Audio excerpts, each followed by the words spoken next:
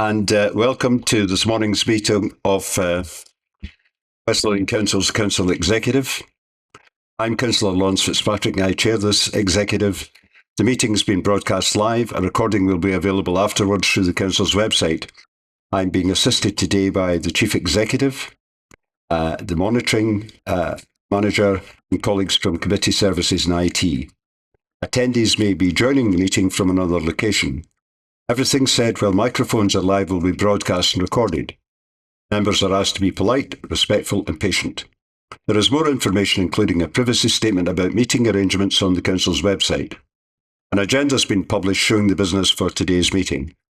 I will introduce each item, and usually a Council officer will speak briefly about their report before councillors ask questions, have a discussion and make any decisions which are required. Councillors may leave the meeting from time to time where they have declared interests that prevent them from taking part. There will be a pause while that happens and they will be invited back in for the next item of business. If the meeting proves to be a long one, it may be adjourned temporarily for a meal or comfort break, and I will say if that's going to happen. Do we have apologies for absence, please? Thank you, Chair. We have apologies from Councillor Anne Macmillan, with Councillor Tony Boyle substituting. And Chair, I can also confirm that Councillor Tom Cohn is connected to the meeting remotely. Thank you very much. Are there any declarations of interest, please? Doesn't seem to be any. The order of business is as per the agenda. There are two items for public information, items 12 and 13. Does any member wish either of these to be heard? Councillor Stafford? Could we hear both, please? Yes, of course. We will hear both. Thank you.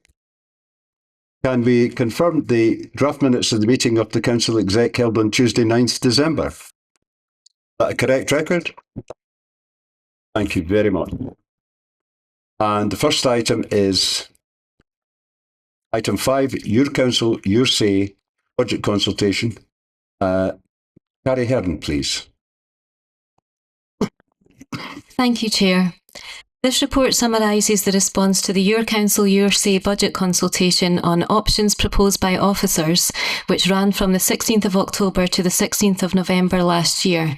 I am pleased to report that we received 10,051 responses and over 28,400 individual comments to the options proposed by officers and on council tax. The response rate to the consultation is unprecedented and exceeds the response rate of any other budget consultation undertaken by the Council in previous years. Benchmarking with many other councils also shows that no one else has achieved a response rate in the region that we have in relation to similar budget consultations. We are very grateful to all those that took part. Section D2 of the report details the engagement approach, which also highlights the work that was done in particular with specific groups and individuals who may be less likely to take part by offering support to complete the consultation. A lot of resource and effort was put into this work by services who identified key groups and individuals and tailored engagement methods to match the needs of those they were supporting. This resulted in over 1,200 residents completing a response who may otherwise not have been able to. For the first time for a budget consultation exercise, there was extensive work carried out within education to ensure the participation of young people in schools. This was done via in-person and online sessions, bringing together young people from across primary and secondary schools.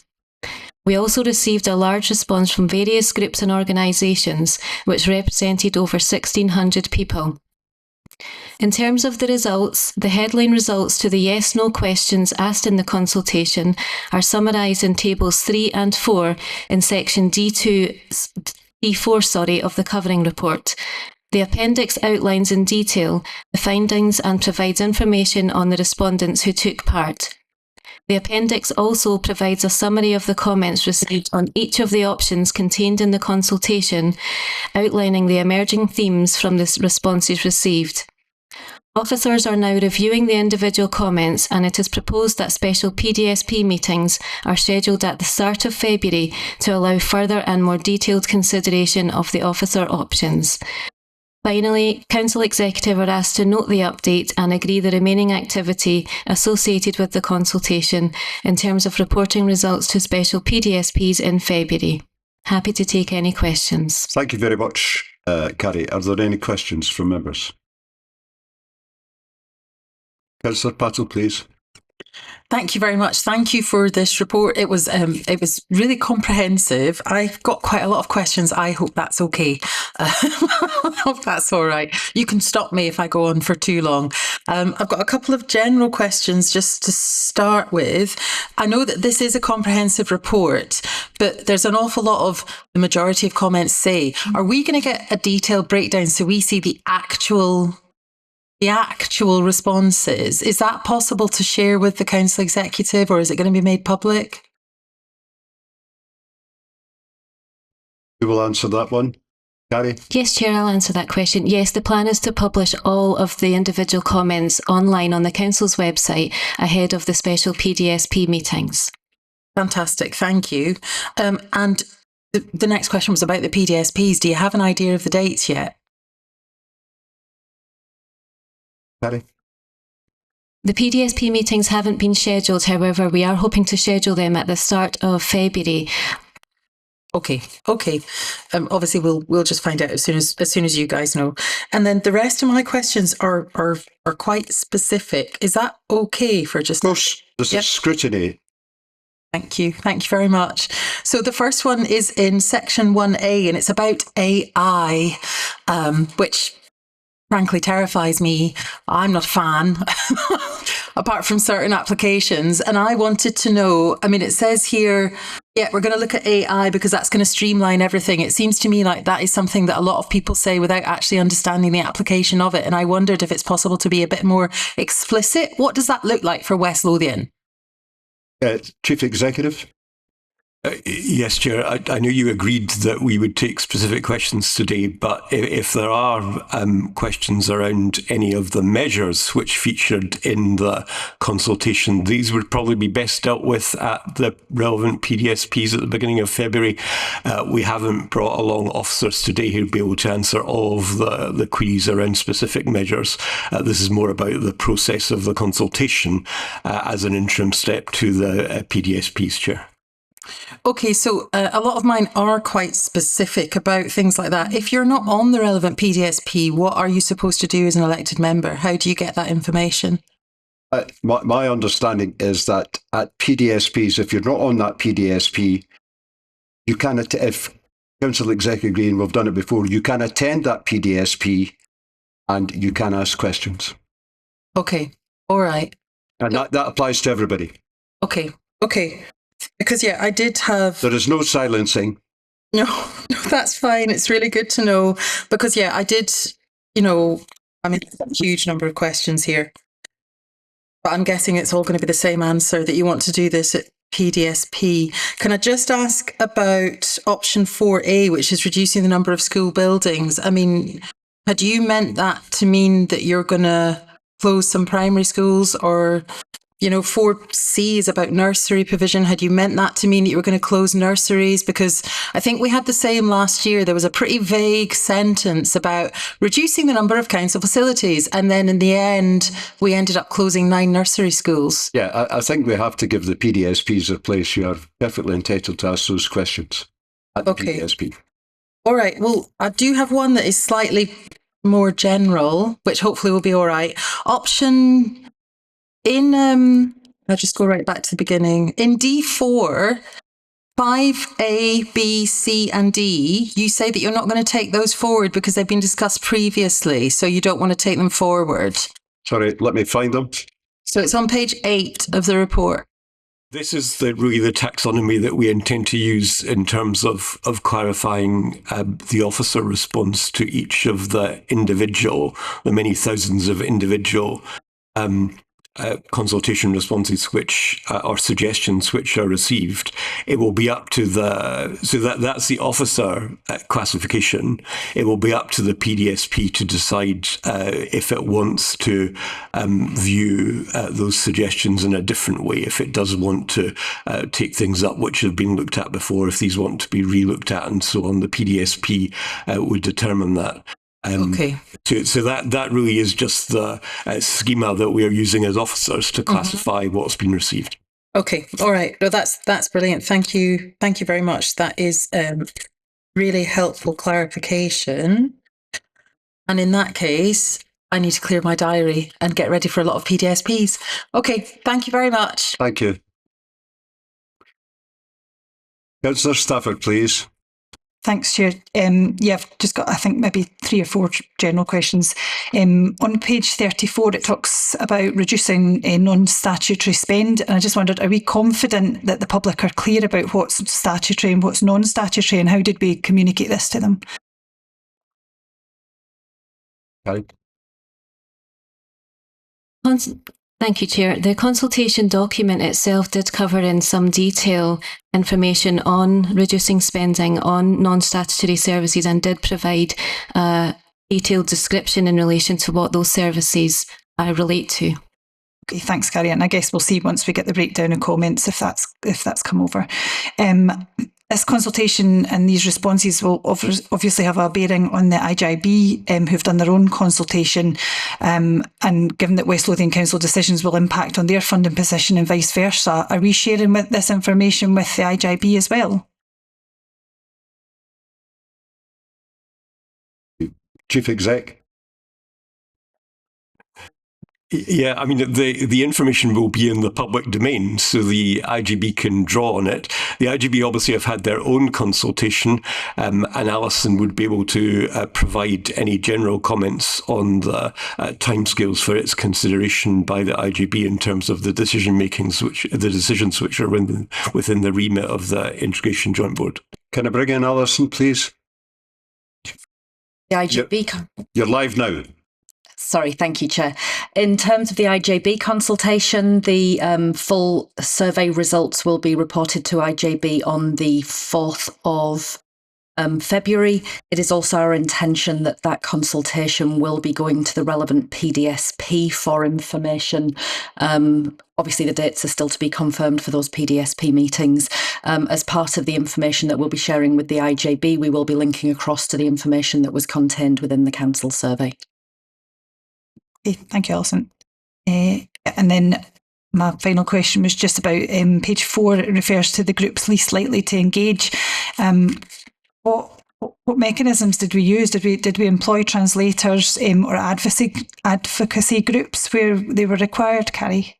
Stuart. Claire Stuart. Thank you, Beg your Chair. pardon. I'll go for a hearing test. We used a range of techniques based on the needs of that client group. The approach we took was the officers that were engaging. So you're right, you reference translations. Those officers that are engaging with customers were English as a second language. They'll be using translator services anyway. We looked at a range of techniques. It was group, it was one-to-one, it was part of a regular appointments or engagements with those clients. So the officers involved, and there was quite a number of groups which are detailed in Table 1, went through extensive measures to ensure that they could engage with that client in a place in a way that they understood. And that's why we received such a vast response from those groups. Okay, that's great. Thank you, Claire. That's me, Chair. Thank you. Councillor Campbell, please. Thank you, Chair. Thank you to Carrie and staff for this very comprehensive report. I've got a couple of questions. Could I just ask, were steps taken to ensure that there were no responses gained from people living out with West Lothian? Carrie.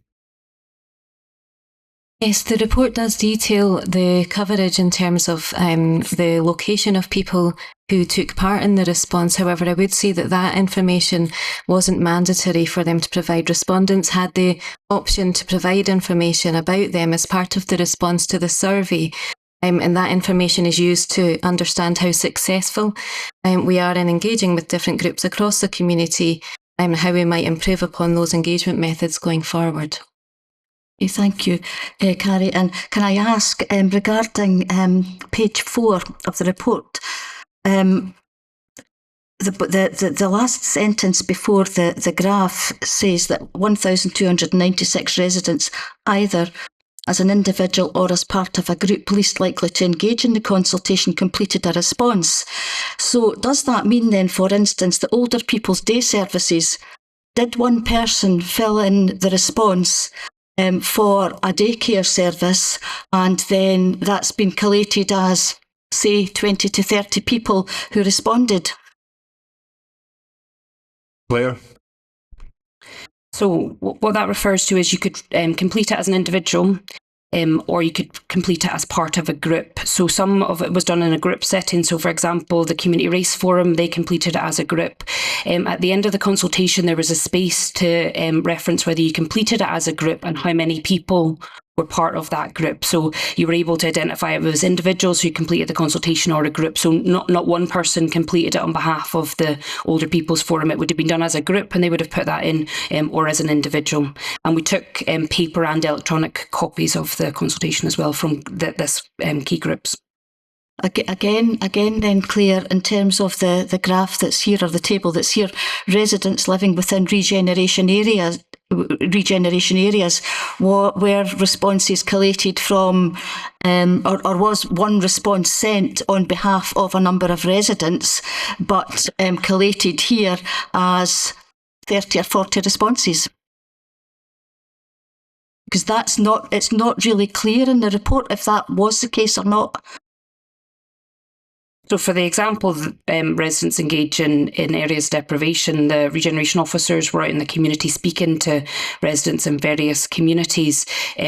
We counted the number of individual people who completed a response rather than groups. The numbers of 1296 is the number of individual residents who completed a response.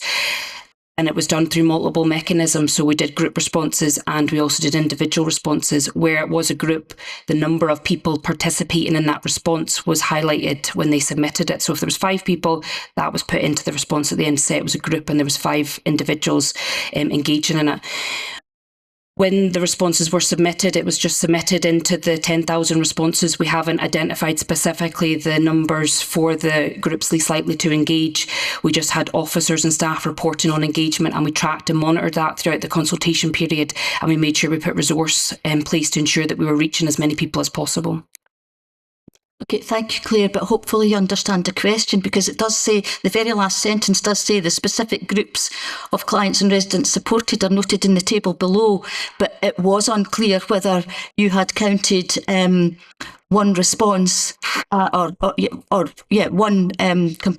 completed form from 30 people or not. So I think you've possibly cleared that up, but I think we would maybe still need to make sure to see that further information so that we can be sure of that, if that would be okay.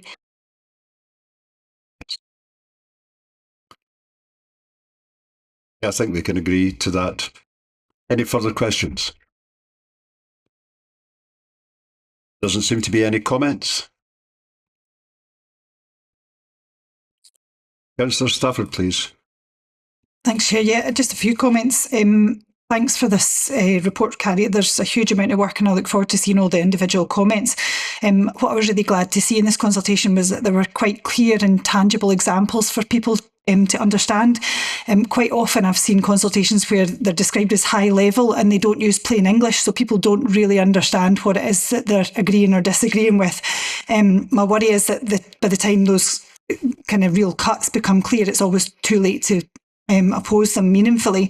So it was good to see kind of tangible examples, but I know that's not everything that will be coming through the PDSPs. The number of young people included is fantastic. I think it's really important just for their civic engagement that they begin to understand how council sets its budget and what the impact is for them. So that was really good to see. And I thought it was interesting that there was 55% of women responded compared to 36% of men. I don't know if that's just the settings that we conducted a lot of this consultation work, but I know women are the shock absorbers of poverty and they're the most impacted by any cuts to services. So there's quite a big difference there. The main themes I picked up, just reading through the kind of high-level comments, were on page 21, the concerns about reducing council posts without redesigning services. So I'm acutely aware of the pressure that puts on our staff and the efficiency of services. So I will be bearing that in mind going into February, and that overall there was a real desire to protect the most vulnerable across West Lothian, and that will also be at the forefront of my mind. My concern now is that we've only got February and we're going to be going into PDSPs to look at these kind of detailed measures coming forward alongside setting the budget and budget amendments. And it's just a very short period of time. I know we don't have control over when the UK sets its budget, but that is my concern. But thanks for all the work. Thank you. Councillor Mannion. Thank you, Chair. I think just to say a huge thanks to all of the staff who were involved in this process in setting it up, as well as going through it, because I know so many of the officers that I work with daily have spent a lot of time on this in a lot of detail and very detailed work with each of the different groups to ensure there was a kind of tailor-made presentation and the collation of the responses back. So I think this is an absolutely phenomenal piece of work. I think that the response rate does indeed indicate the level of engagement that took place. So I think we should commend it for that reason. I'm not sure how much we can infer in terms of impacts of those percentages who responded, but I certainly think it'll be worth looking at some of the detail of it. So again, I think this gives us a good platform. We've known for a while that the timescale is tight, but I think we've set out a timetable in enough time, in enough detail to ensure that we get to a measured and informed decisions on the basis of what we know about the services available, what our priorities are, and what the public are saying to us about how they want our services to be run in the future. So huge thank you to all of those staff involved, and also, of course, making sure that we communicated in detail with all of our staff and gave them the opportunity to ensure that they had a voice in that, because this is crucial. Not only are they more often than not actual constituents themselves, but often they know how best we can do what we need to do. So again, thank you for that. Thank you. Any further comments? Doesn't seem to be. Happy to agree with the recommendation. Thank you very much. And we now move on to item 6, the Autumn Statement 2025. Alistair Black, please. Thanks, Chair. So the Chancellor's Autumn Statement, which was published in November, outlines a challenging economic outlook. That's both in terms of GDP growth and with inflation remaining higher and above target for longer. So estimated 3.5% 2025, falling to 2.5% in 2026. Borrowing and debt remain elevated. Net debt is projected to peak at 97% of GDP by 2029. For Scotland, the statement delivers 820 million in Barney consequentials, that's 510 million in resource and 310 million in capital over a 5-year period. This funding is front-loaded and has subsequent reductions in later years. The Scottish budget for 26-27 will be announced today and will be accompanied subsequently by the local government finance settlement and with detailed numbers for individual councils. The Council Executive will receive an update on the Scottish budget and local government settlement in February. Officers will work through the detail for the Council and will assess the updated impact on the Council's overall savings challenge. Options to address the budget gap will be developed to ensure the Council continues to deliver a balanced budget in each financial year. Happy to take questions. Thank you. Thank you very much, Alistair. Are there any questions? Councillor Patel, please. Thank you very much. Thanks for this. I mean, obviously, aside from the concern that it's all coming so late and everything is going to be so rushed, I do have a question about pothole money. So there is going to be 2 billion funding is going to be provided annually for English local authorities.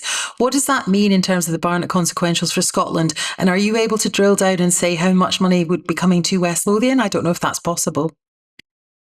So in terms of the announcement for potholes, that was an announcement following the allocations that were given to UK departments. So that was an announcement by the Department of Transport.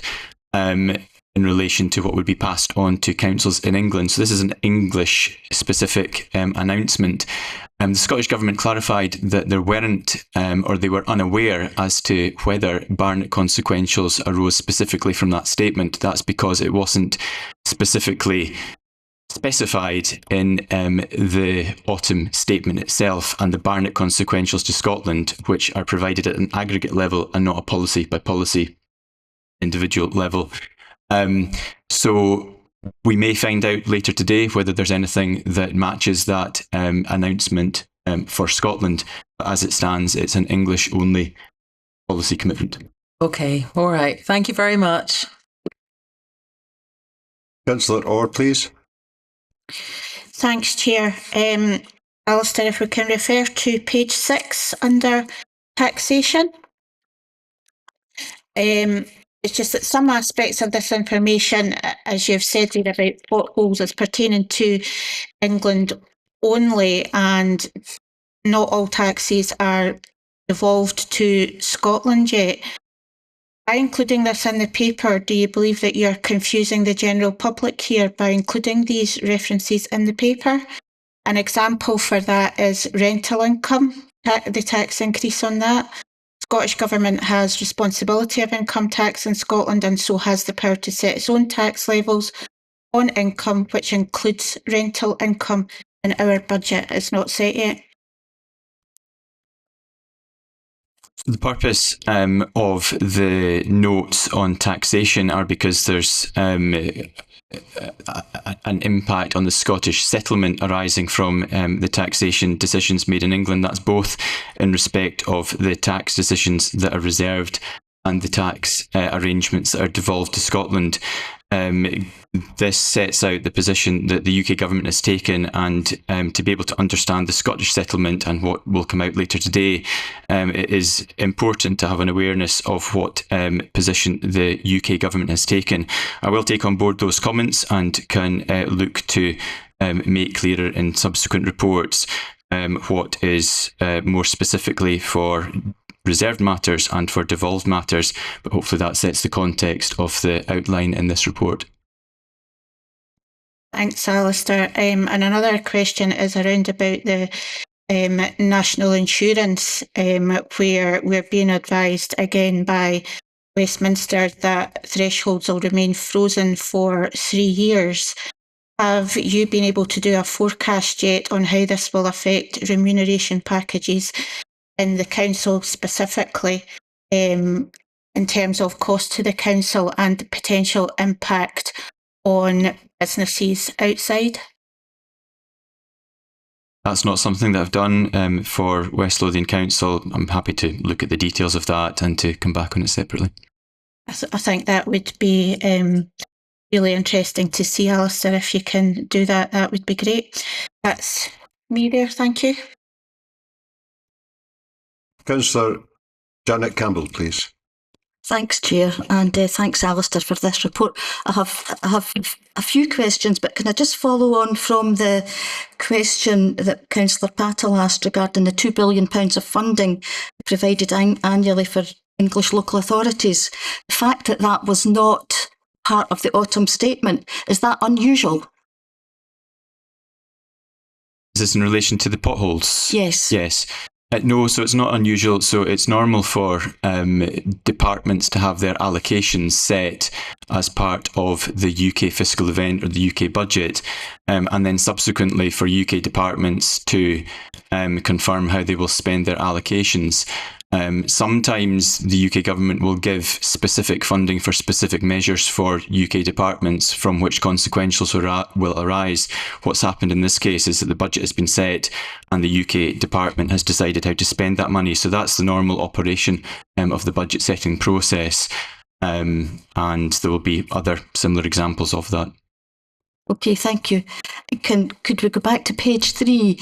The third paragraph down. Inflation remains at 3.5 or remained at 3.5% in 2025, expected to fall to 2.5% in 2026. That's 0.4% higher than the March forecast from last year. So that will have an impact then on council budgets going forward. That's a general measure of inflation. Different measures of inflation apply to different costs that the council has to face. Yes, it's correct that we are exposed to inflationary pressures. That's one of the specific and significant pressures that we're seeing through our budget development process. More will follow on that as we consider the budget to be set for 26-27, and this gives an overall high-level indication of where that inflation trajectory is heading. So it's a worse position than was forecast last year. Yes, it's higher than the March, correct, higher than the March forecast. Thank you. The next paragraph down, borrowing is estimated to be higher by 12 billion in 24-25, 21 billion higher 25-26. But then the next sentence, or the next part of that sentence says still lower by 6 billion in 29-30. Is that overly optimistic? That is a forecast that's undertaken by the OBR in relation to the UK government policy decision-making and overall borrowing aligned to that. It would be difficult for me to comment on how optimistic that is. That's an independent assessment taken, so that's the best estimate of borrowing at that point in time. Okay, thank you for that. And I understood it was the OBR, but it does seem overly optimistic given we only have 3 years. Or the UK government has 3 years to reduce 21 billion to 6 billion in terms of borrowing. It sounds overly optimistic to myself. Thank you, Alistair.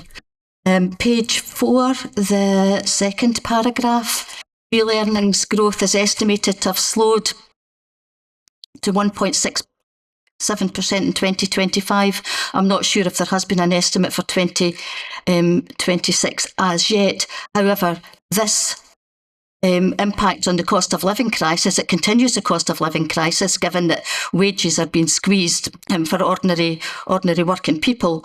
So that puts additional or would that put additional pressure on the NHS and indeed on council services? Would earnings growth? Sorry, the earnings growth, yes. The earnings growth. Wages are flatlining. We know that for ordinary workers, across the sector. So that surely has an impact on the necessity for council services, but will also have an impact on the NHS. Yep. So it's part of the overall economic indicators that we need to take into account. And yes, that will be one of the contributing factors to the pressure that public services are facing just now. Similarly, in terms of tax receipts, so earnings growth has got a significant impact on what can be generated in tax and will in turn have a consequent impact on the pressure on public services. Yep. There's a very significant overall set of pressures there to contend with. Thank you. Not sure what the public services and public spending. So the middle of page 4, the last sentence in that, public spending is expected to fall gradually to 44.3% of GDP by 2030-31. So that will have an impact on the Scottish, if we remain part of the UK by then, and let's hope we're not, but if we're still part of the UK, that will have an impact on the Scottish budget. Correct. The Scottish budget is directly tied to the UK budget settlements, and the Barnett consequentials are a direct consequence of the scale of increases at UK level. So the two are very closely aligned. Exactly. So if there's decreases, that will have a direct effect. Thank you. I think possibly the last question I wanted to ask, I think that's all I've got highlighted, is page 5, Public Services in England Core Departmental Spendings. The second point on that part of the page states that there are £3 million of additional capital investment in NHS technology driving the shift from analogue to digital. Is that investment in private sector organisations, and could an organisation like Palantir, which we know the UK government have been speaking to regarding NHS technology, be involved in this? I don't know the details of this specific announcement other than it was one called out in the UK autumn settlement, but I'm unable to provide the details on that. There may be more in the Department of Health information that's been made available. I think, to be honest, it would only be correct for the people of, these papers are published published in the public domain. So I think for people in West Lothian to see that 300 million of additional capital investment sounds good initially, but I think the follow-up information that's actually investment in the private sector and could actually involving companies like Palantir being involved in NHS access to NHS data. I think people would have a right to know that.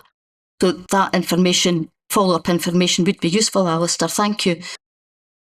Last question, and it's page 6, and it's the last part, the business, housing and infrastructure. £809 million investment to complete publicly funded works for the Lower Thames Crossing will improve links between the Midlands, the North and Lower Thames Crossing and key ports in the southeast of England. But that is UK taxpayers. That's correct. That's a UK announcement. So that Scottish taxpayers will be contributing to publicly funded works for the Lower Thames Crossing. So the UK autumn statement makes a range of announcements depending on what's reserved and what's devolved across England and across Scotland, and will confirm what is arising from that for decision making in Scotland. Yes, that's a specific English announcement. Okay, thank you. Thanks. That's all.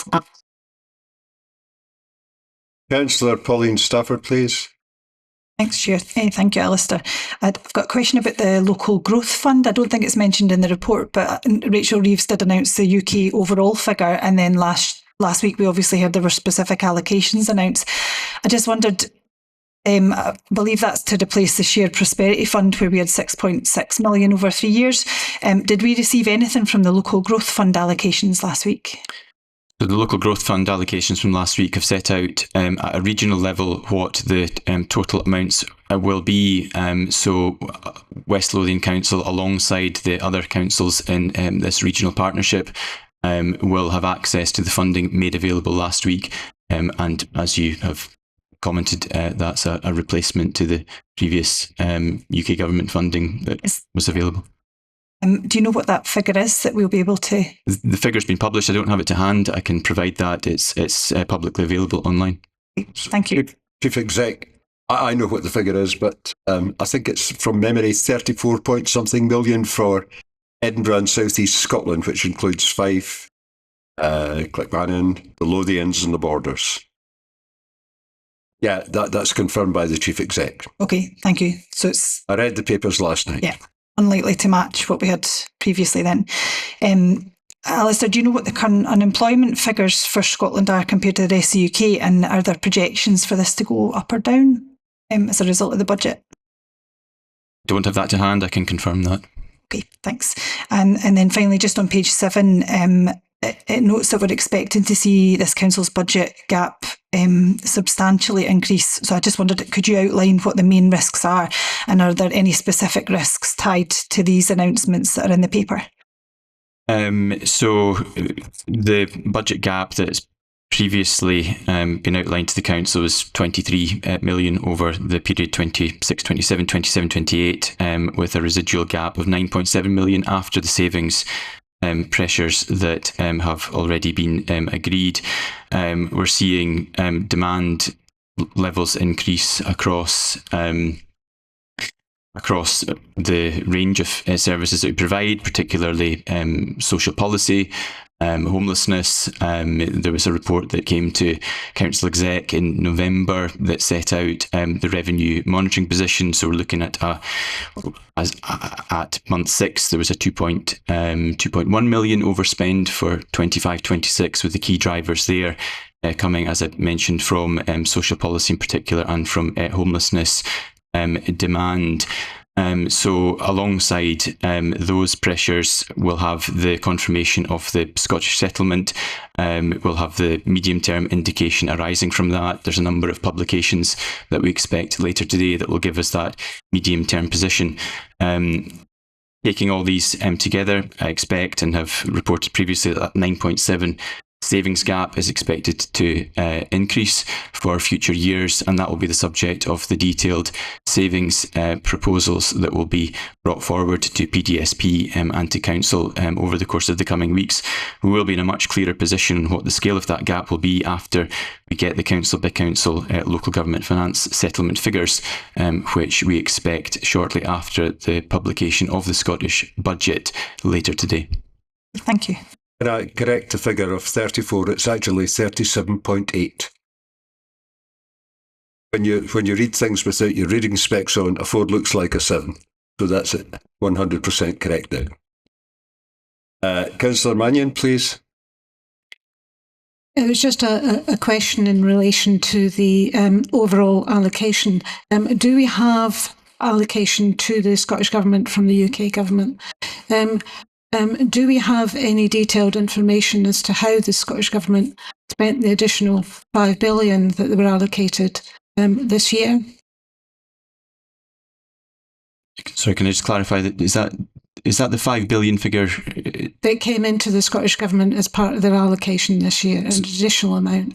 So the $5 billion figure, as I understand it, is the funding that was provided from the UK Government to the Scottish Government in 2024 as part of the UK autumn settlement. That was reflected in the Scottish Government's budget for 25-26, with the detail of that expenditure set out in the associated publication.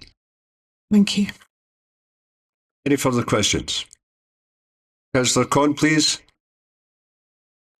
Thank you, Chair. As I understand it, the Scottish Government have an additional... Sorry, you've gone, Tom. But, well, we're trying to get you back. I will ask, does any other member have... Oh, you're back in, Tom. Can you hear me now? Yes. You disappeared from the screen. All right, okay, sorry. Since 2024, the Scottish Government have had an additional allocation of £10.3 billion from the UK Government. Would that money be purely raised in Scotland, or is that money that English taxpayers, Welsh taxpayers and Northern Ireland taxpayers have actually contributed? I just make the comparison to Scottish taxpayers' money being spent on capital programmes round about the southeast of England. So it's not just 10.2 or £3 billion from Scottish taxpayers, it's been additional money. It's UK taxpayers' money to Scotland. Would that be correct? Alistair? Sorry, Chair, I didn't catch the whole question, but if I think from what I did hear there, the settlement to Scotland is a combination of the funding that is raised across the UK, but also takes into account an estimate of what the UK Government expects the Scottish Government to be able to generate in tax from the income tax and associated taxes that are devolved. So there's a complex calculation that takes place in relation to reserved and devolved taxes, and it's over to the Scottish Government and Scottish Parliament to agree the funding for the devolved services. I may not have answered the question fully, but that's the part that I was able to pick up on. My simple question is that the additional funding that Scottish Government have got is not money raised in Scotland, it's raised through taxation through all UK taxpayers. So effectively there is money paid coming in from the English taxpayers, Welsh taxpayers and Northern Ireland taxpayers to Scotland. So the funding that comes into Scotland through the block grant is a consequence of the Barnett formula. That's a very complex set of calculations that sits behind the Barnett formula, tied back to departmental increases and decreases for spending in England. That is a combination of UK tax increases and assessments of what can be generated in Scotland in terms of what's been devolved. I'm happy to pick up offline if that would be helpful, or to come back with more detail on how that works. But it's there's a lot of complex calculations to sit behind the Barnett formula. It'd be difficult to attribute that specifically to UK government and Scottish government tax collection. I'm happy to discuss this offline, but there was a statement made by Councillor Campbell, who was making the statement that there was capital monies on projects being spent in England, but not in Scotland. Surely that is UK taxpayers' money that's paying everything, not just Scottish. The Scottish taxpayer is not subsidising these projects. Okay, I think we're entering a political debate, and it's unfair that that's put to an officer. Well, thank you, Tom. I shouldn't have asked that question. Yeah, I'm quite clear how the situation works. It has been clear that over 10 billion was given extra to the Scottish Government since the new UK Government came into being in July 2024. Thanks, Chair. Sorry, you okay? Any other questions? No, thanks, Chair. That's fine. Thank you.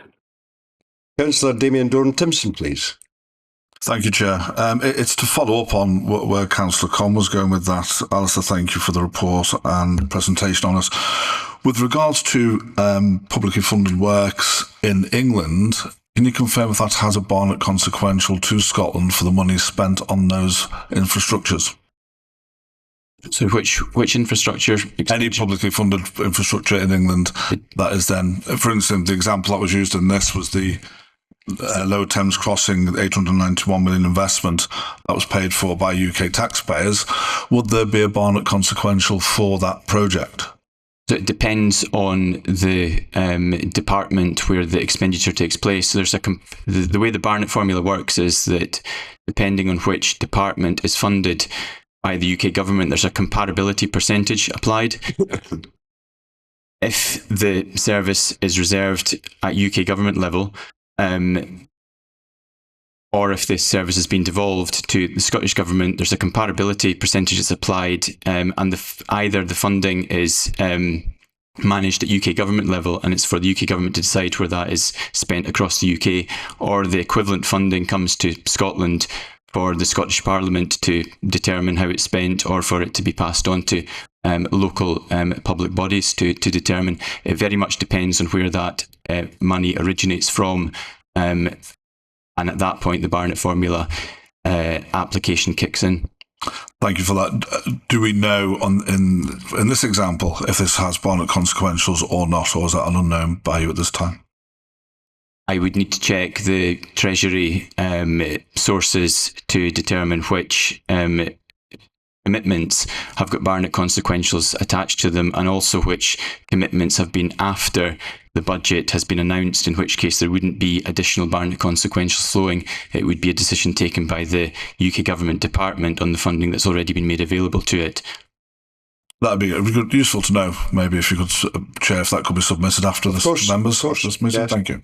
I think we are very lucky to have Alistair as Director of Finance, because he comes from Scottish Government, very senior level, and he does understand the torturous complexities of Barnett consequentials, because there are broad assumptions made and there are narrow assumptions made, but it's correct that we get it fully understood by all members.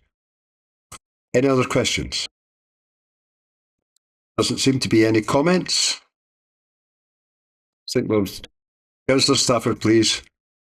Thanks, Chair. Yeah, just to pick up, I'm not sure what page it's on, but it's really welcome that UK Labour government have been shamed for the Scottish Government into finally removing the 2-child cap. So that's really welcome. And I'd hope it would follow the Scottish Government with the Scottish child payment, so they can actually start reducing child poverty levels.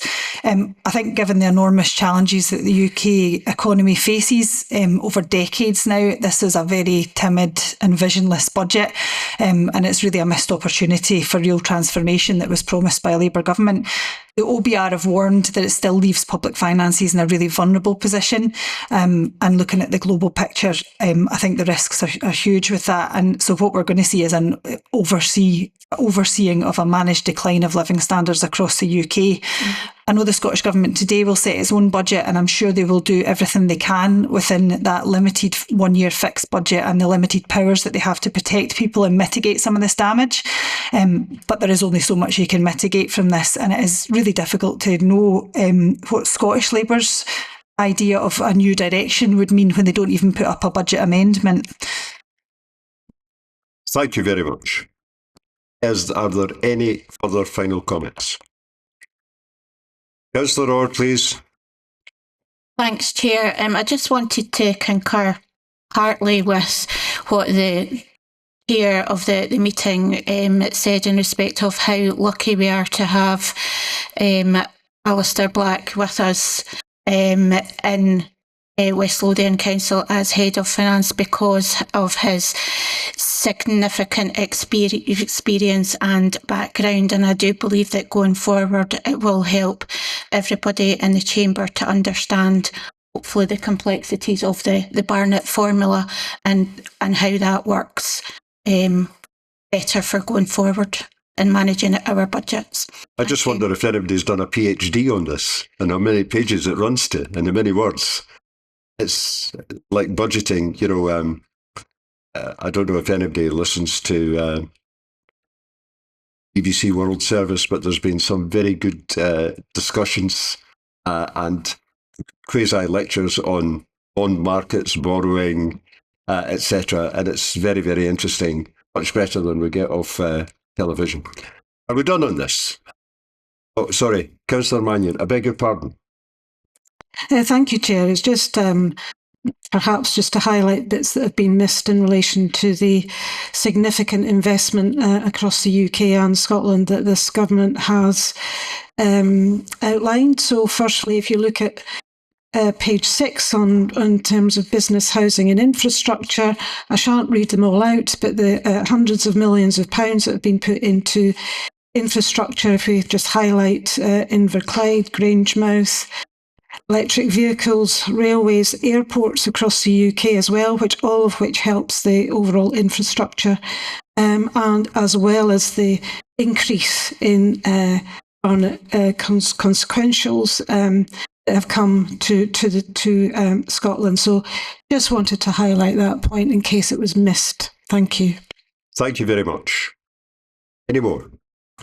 We happy to read the recommendation? Thank you. We now move on to item 7, 5 the Vennel, Linlithgow, a new lease. Scott Hughes, please. Thank you, Chair, and good afternoon. The purpose of this report is to seek Council Executive approval for the granting of a new 10-year lease of retail premises at 5 the Vennel in Linlithgow to Chest, Heart and Stroke Scotland. The terms of the proposed lease are set out in section D2 of the report, and I can confirm that these are considered by officers to be the best terms reasonably obtainable by the Council, and that the offer received from Chest, Heart and Stroke Scotland was the highest of all the offers received at the recent closing date. The Executive is recommended to approve the granting of the proposed lease on the terms set out in the report, and to grant delegated authority to the Director of Finance and Property Services to execute any further terms and conditions or changes to those outlined in the report on the basis that these continue to represent the achievement of best value for the Council. And Chair, I'm happy to take any questions. Thank you very much, Scott. Any questions on this? Councillor Patel. Thank you very much. Thanks, Scott. Thanks for this. It's very good to know that that unit will finally be occupied after such a long time of vacancy. Just a couple of questions. First of all, I know that they were the highest bidder, but obviously they're not going to pay any rates. So that is going to be an overall not as much income generated if it had been a private business. Can you let us know, without any details, was it only charities that bid for the space, or were there people that would have been ratepayers? Chair, in answer to that question, I confirm there were multiple bids at the closing date, and there were bids from non-third sector, non-charity organisations who would have paid rates going forward. What I would also say is, as set out in the report, as things stand, because the property is vacant, the council themselves are actually incurring around about £17,000 in vacant rates, and that will rise to £18,000 later this year. So in terms of rates, on the whole, there is a benefit to the council for this proposed lease. So over the 10-year lease, you're going to make the same as it would if it had been a rate-paying business. Is that what you're saying? Sorry, Alistair, can you comment on the rates situation being pulled nationally? So rates are when rates are charged, they are collected by the council, but they are taken into account at a national level. That's managed nationally, and funding from that is allocated at a national level. So it's different to council tax collection in that respect. It's still seen as income generation for the council, isn't it? Oh, I think that's what Alistair's saying. It's not. You can explain further. Yeah, so that's managed at a national level, and you get a share of non-domestic rate income determined nationally. It's for councils to collect that and to pass that on to the Scottish Government at a national level, but there wouldn't be a direct benefit for individual councils in that way. So there's absolutely no incentive for private businesses to take on units then like this, is there? No, there isn't. Okay, and this lease, Scott, is for 10 years. Does that mean that we can assume that there is going to be no development, no change to the Vennel in the next 10 years? Because obviously it's been an issue that's been kicking about for at least 10 years about whether there is going to be a redevelopment in the Vennel. But I'm assuming that if this lease runs for a decade, we won't be seeing any changes there for the next decade. Is that right? I don't think that's necessarily the case, Chair. There's obviously been discussion about the potential redevelopment of the wider Vennel area that goes beyond the boundaries of this particular lease. So I don't think it's correct to say that it prohibits any redevelopment taking place, but it does put in place a 10-year lease between the council and the proposed tenant. Okay, all right, thank you. Any further questions? Doesn't seem to be any comments. Councillor Conn. Thanks, Chair. I certainly welcome this paper, and that we have a new tenant has been secured for this prominent shop unit in the High Street, which has been vacant since M&Co went into liquidation. And also in the comments in the report, where the tenant is looking to improve the services that they can provide to local residents. I would hope in this context that this will also include community groups continuing with agreement with the new tenant to have use from time to time of the prominent display windows for promoting community events and activities, which is currently being agreed by the council. So I would hope that the tenant is open to that engagement with the wider community. I would also welcome as well the financial benefits to the council. If we get an income and we don't pay out vacant rates, so there is a saving to the council on that basis. As far as the occupier is concerned, they are a registered charity and they have relief on that basis, and that's not unusual, and it's not specific to the tenant. But from a council perspective, we now have a rent, and we're paying £17,000, as Scott Hughes has just mentioned. So there is a financial benefit to us. Being a charity, that's a Scottish Government matter. If they wish to reduce charitable relief to encourage other types of occupancy, I welcome the report, Chair. It's very welcome. Thank you. Thank you. Councillor Pauline Orr, please. Thanks, Chair. I'm just wanted to note that I'm really pleased to see that the vacant space is now being occupied. It's a large vacant space on the high street in the centre of the town, and if they are going to make some improvements either externally or internally, it's going to make a massive difference to the community in general. So I welcome this lease being taken forward. Thank you. Any further comments? Doesn't seem to be. Happy to agree the recommendation. Thank you. We now move forward to item 9, Scottish Government consultation on the future of council tax in Scotland. Oh, sorry, item 8, I beg your pardon. Jumping the gun. The ground lease, 1.2 hectares at Caputhall Road, Deans, Livingston. Scott Hughes again, please. Thank you, Chair. The purpose of this report is to seek executive approval for the variation of an existing ground lease of 1.12 hectares at Caputhall Road in Deans to Schlumberger Inland Services. The tenant's operational business needs have changed since the ground lease was originally granted by the former Livingston Development Corporation a number of years ago, and they have approached the council with a request to vary the lease terms to reflect those needs. The proposed variations are set out in section D2 of the report, and these are considered by officers to represent the best terms reasonably obtainable by the council. The executive is recommended to agree the proposed lease variations as set out in the report, and to grant delegated authority to the Director of Finance and Property Services to execute any further terms and conditions or changes to those outlined in the report, on the basis that these continue to represent the achievement of best value for the council. And again, Chair, I'm happy to take any questions. Thank you very much, Scott. Any questions? No questions? Any comments? No comments? Happy to agree the recommendation. Thank you very much. We now move on to item 9, the Scottish Government consultation on the future of council tax in Scotland. Alistair again, please. Alistair Black. Thanks, Chair. So the Scottish Government's consulting on reforms to modernise council tax and to make it fairer. Key proposals include updating property values from the 1991 reference point and to introducing additional bans to smooth differences and to improve progressivity, considering transitional measures to support households also. There are 4 models under consultation.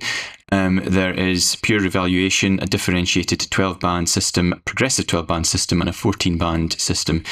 The consultation also seeks views on revaluation cycles, whether band thresholds should be set nationally or locally, and options for transitional relief, including expansion of the council tax reduction scheme. Mitigation measures such as transitional relief and council tax reduction scheme expansion will be important, and officers have underlined the importance of that in the proposed response and additional comments.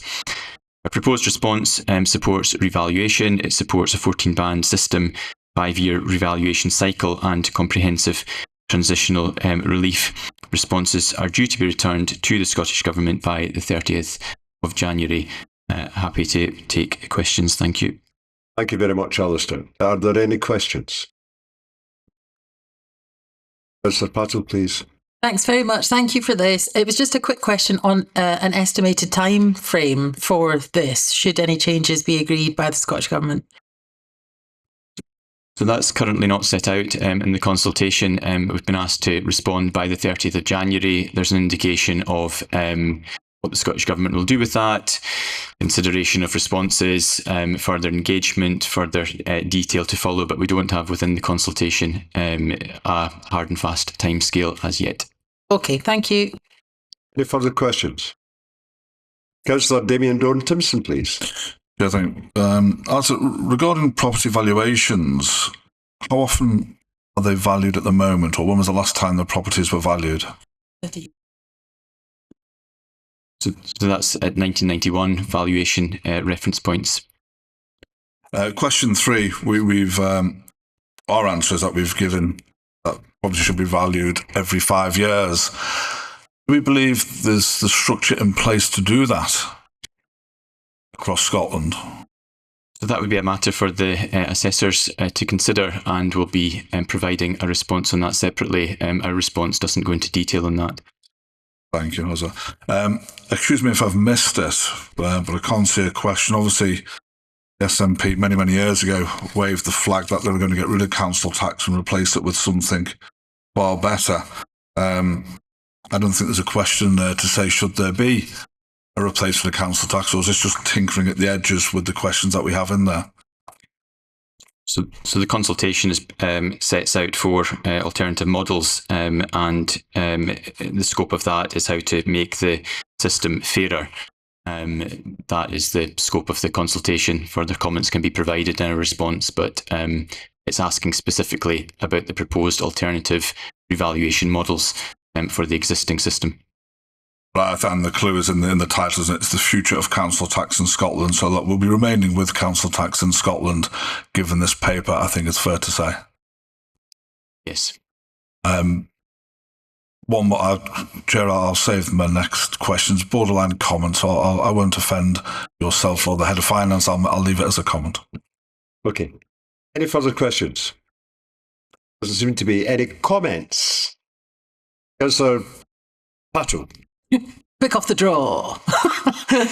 Thank you very much for this, and thank you for the paper. As I've said, I think I'm probably going to say the same thing as Councillor Doran Timpson is going to say in a minute, but I think we all appreciate that the council, West Lothian Council, has submitted a response to the consultation as was presented to you, but I think it's a stretch to say that you were presented with 4 different models. All you've been presented with is exactly the same model as we've been operating on, just with a slightly different structure.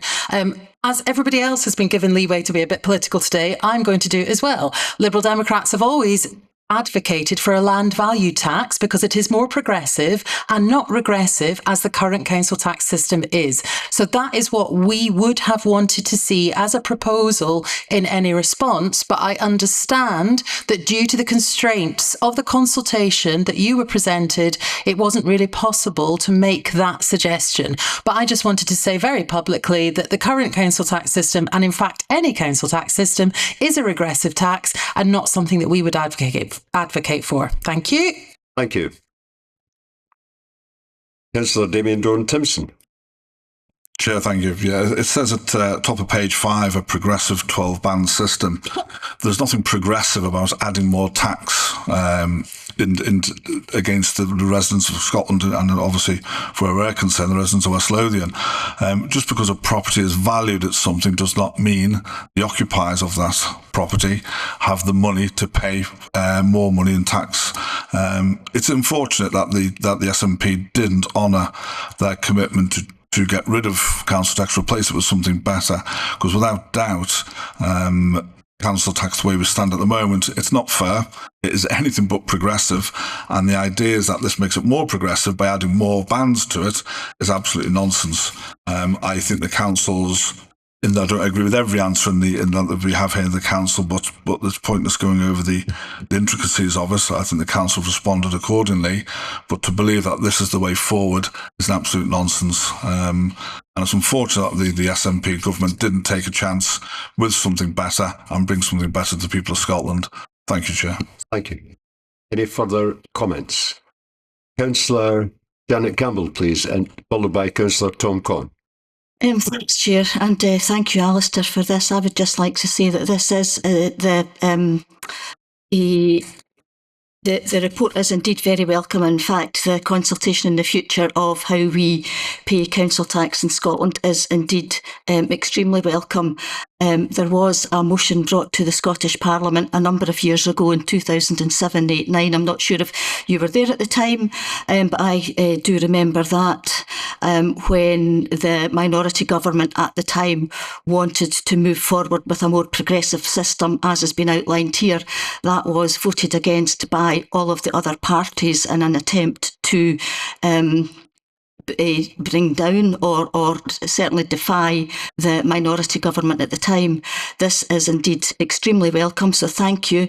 I hope people in Almond Valley were listening when the Conservative candidate claimed that rich people shouldn't have to pay more. Sincerely hope they were listening to that statement. I want to thank the Scottish Government for introducing the review, and I look forward to a truly progressive system being implemented across Scotland. So thanks, Alistair. Sorry, Chair, there seems to be a delay in me coming through, so apologies. You're, Can you hear me now? You're with us. Thank you. Yeah.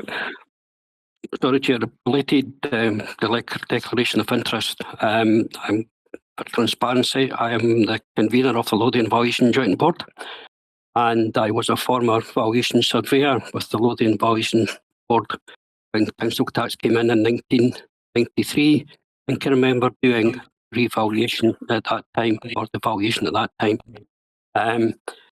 I'm slightly hopeful that this is a positive statement by the Scottish Government and not another false dawn. They were elected in 2007 with the view to scrapping the inverted commas hated council tax. So we've got there eventually, and we look forward to that being taken forward. Why it's taken so long? Well, the revaluation should have taken place on a regular basis, but there is no legislation by the Conservative government didn't put revaluations in as a matter of course. It had to be done by the Secretary of State at the time. Nobody's had the bottle to actually carry one out, so congratulations for that. It does take place. But a comment I will make is, over this period of time when we haven't had no revaluations, a lot of experienced staff in the Valuation Joint Board have just, like myself, got old and retired and passed away and whatever. So any new revaluation process will need to have a lead-in time. And also we have to recognise as well that inherent in the existing council tax system, there is what is referred to within the assessor's point of sale. You build an extension, you have no liability, it's only when you sell it and the incoming occupier buys it.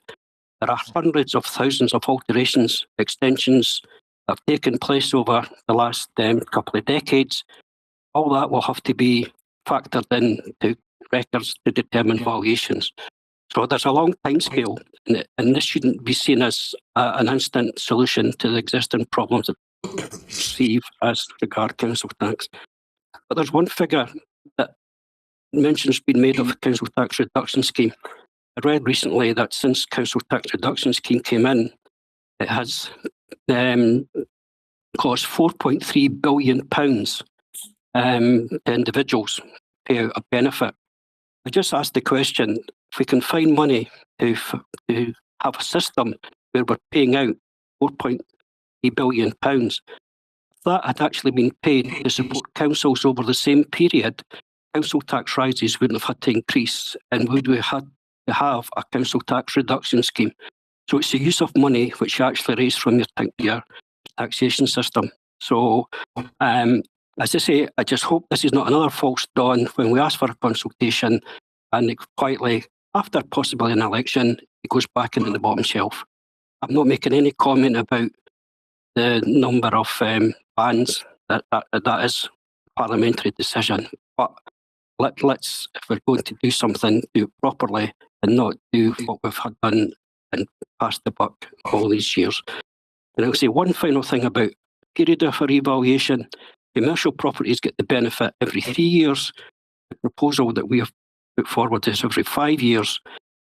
That could be seen to be inherently anti-residential property, because you only have one revaluation every 2 years. Every 10 years is 2 years, but a revaluation for commercials every 3 years, so you're going to have 3 in 9 years. So if it's about progressive and fairness, you need to get that cycle right. So there's a lot of devil in the detail, and hopefully the Scottish Government and Scottish Parliament advice on developing a new progressive council tax system, if that should be the case. Thank you. Thank you very much, Tom. I hope you're getting better weather than we're getting here. Very good. Councillor Angela Dorn-Timpson, please. Thank you, Chair. Just a little comment that I wanted to make. So why didn't the SNP introduce what they suggested in 2007 when they were in government? And Janet, I think that was quite a bold statement that you made. Because you live in a certain value of house, it makes you rich. Thanks, Chair. Thank you very much. Any further comments? I think we're in a situation where we're moving forward to a Scottish parliamentary election, and it will be interesting to see what all parties have to say with this vexed issue of council tax. Do we agree the recommendation in the paper? Thank you. We now move on to, item 10, decriminalised parking enforcement. Gordon Brown, please. Thank you, Chair. The purpose of this report is to seek Council Executive approval to progress with plans for the implementation of decriminalised parking enforcement and to enforce pavement parking legislation in line with the powers granted under the Transport Scotland 2019. Section D1 of the report provides a background in relation to the current position and the progress made to date. It also highlights the feedback that was received and concerns that were raised at the last meeting of the Environment and Sustainability PDSP meeting on the 3rd of February last year. The report details the steps involved in achieving decriminalised parking enforcement powers and the benefits and risks associated with decriminalised parking enforcement. Benchmarking has been carried out and is detailed in section D4 of the report, and this section sets out the financial implications associated with family group and neighbouring local authorities comparable with West Lothian. Anticipated resources and staffing are outlined in section D5, as well as the back office process setup that would be required. In terms of the Transport Scotland Act 2019 pavement parking powers that the Council currently has, section D6 of the report details the current position and the intention to internally enforce the pavement parking, double parking and parking at drop curb legislation and the anticipated financial income that could be generated. It is the intention to introduce this next financial year, and officers will set out how a scheme could be implemented and the enforcement duties required to assist the public using our footpaths. In section D7, the report sets out the anticipated cost implications, and section D8 informs of car parking charging options. This section highlights the proposals that officers will undertake a full evaluation of areas where car park charging would be appropriate and considers issues that may be caused in relation to displacement, particularly in residential areas. Finally, section D9 of the report summarises the next steps which would involve officers bringing 2 reports to a future meeting of the Environment and Sustainability PDSP and Council Executive in relation to the draft scheme to allow the Council to prohibit parking vehicles on pavements and a timeline for submission of the draft business case to Transport Scotland for progressing decriminalised parking enforcement powers. Options for on and off street car parking charging, taking account of previous feedback, will also be considered. This approach will allow the Council to develop plans for the introduction of both decriminalised parking enforcement powers and the enforcement of pavement parking legislation. I'm happy to take any questions, Chair. Thank you very much, Gordon. Are there any questions on this paper? Councillor Angela Dorn-Timpson, please. Thank you, Chair, and thank you, Gordon, for this report. What measure will be put in place to ensure vulnerable residents aren't negatively affected by enforcement, particularly in residential areas? Well, the enforcement that will be carried out will be for parking. In terms of vulnerable people or people with mobility issues such as disabled parking, it will certainly assist people who are parking in these areas which are currently being abused in certain areas at the present moment in time.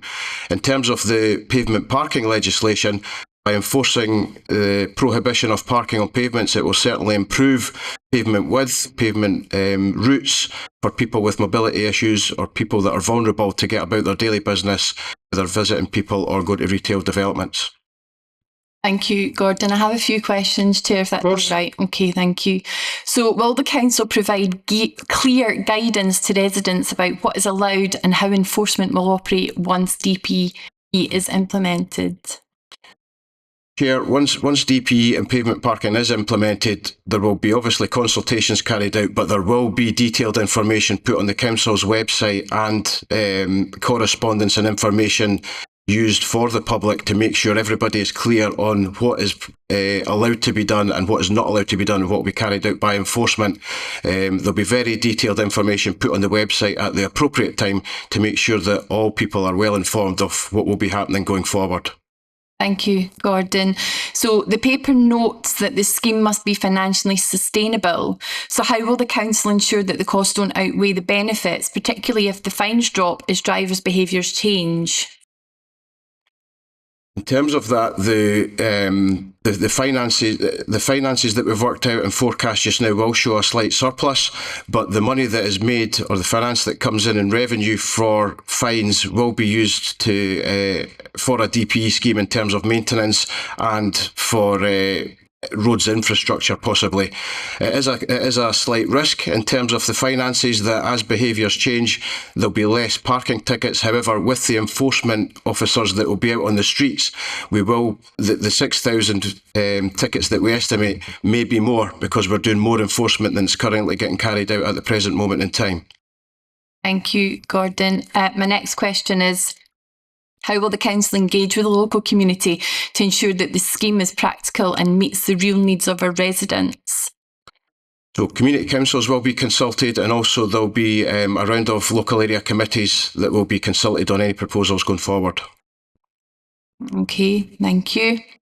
So given the long lead in time for the DPE approval, is there any way to introduce pavement parking enforcement sooner to benefit the residents?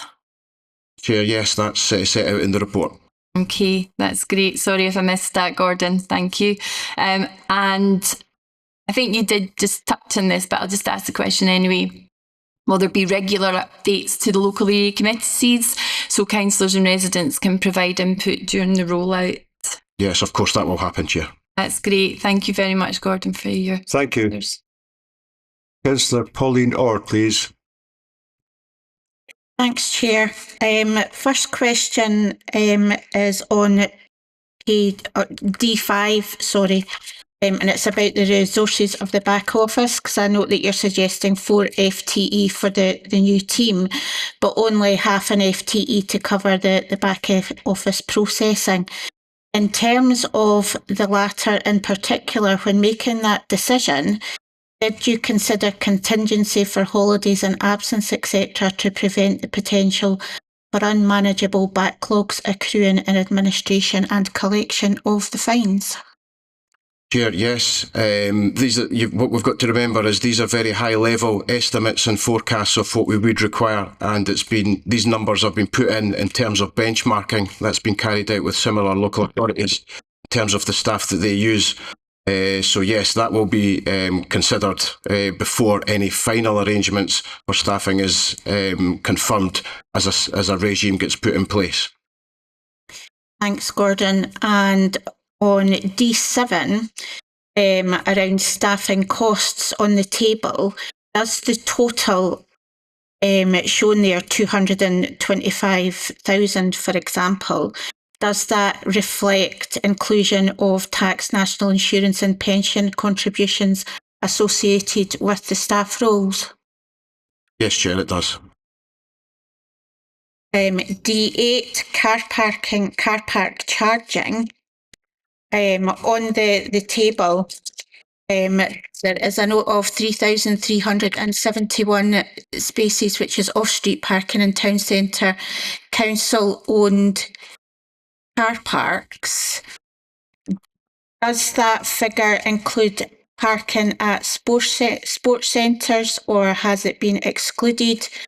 And are you considering parking at sports centres in any event, or excluding them? Chair, the figure stated in the report there of 3,371 is a figure of the parking space assets that we're aware of just now.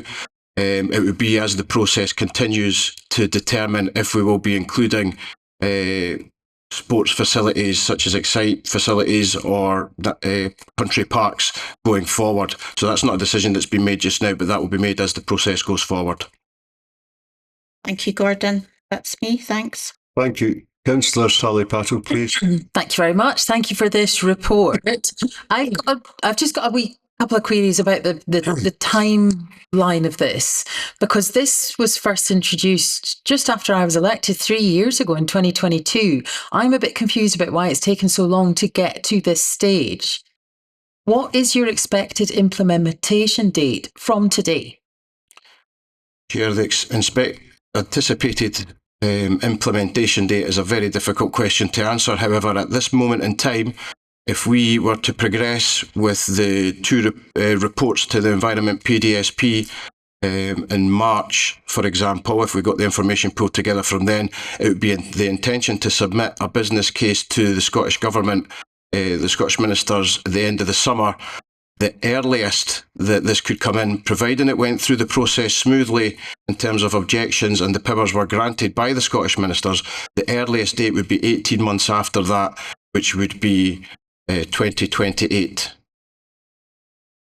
So I've been through this report and I've been through the previous reports that we had a couple of years ago. I can't see any measurable difference. Can I just ask again why it's taken until 2026 for us to get to this stage? Chair, a report was sent to the Environment and Sustainability PDSP on the 3rd of February last year. One of the outcomes from that scrutiny process was that we provided a range of options for taking decriminalised parking enforcement forward. And one of the outcomes from that discussion and scrutiny was that we proceed with an in-house option, option 1 in that report. Since then, officers have been looking at option 1 in terms of the viability, financial implications, staffing, and all the work that's involved in progressing an in-house model. And that's why we've came to this position here. As I've said in previous meetings at the PDSP and Council Executive, this is a large process which involves a lot of resources and a lot of time to pull all the information required together just to get to a business case to submit to the Scottish Ministers. And basically the time to get to this position from the PDSP is down to the work involved and the resources that we've got in the team to deliver that information. So on this report today, are you now saying that you are ready to go ahead? You've got your business case, you're good to go? No, that's not what's detailed in the report. What's detailed in the report is we'll be pulling the relevant information together for the 2 reports going up to PDSP on DPE progression to the Scottish Ministers and pavement parking. It will be then for the Council Executive to decide to proceed at that case at that time. And at the time we go to Council Executive, we'll have a draft business case in position for approval. And is there any means of expediting this process and getting it through any quicker? No, Chair, there's not. Right. Okay. So with regards to D.7, where you outline the costs, I just want to know if it's possible for you to also forecast and put it into one of these reports, the estimated benefits of doing this in terms of financial gain or income generation, because that doesn't seem to be detailed. What I get from this is that, you know, there's a lot about risks and costs, which I completely understand, and we need to see that in black and white. But I think as a balance, it would be really beneficial, if possible, to see what the benefits are going to be. And I don't know if that is possible. So that's my question. Yeah, we can consider that going forward, but there was information of that kind in previous reports. But yes, we can consider that going forward, Chair. Okay, thank you. Councillor Pauline Stafford, please.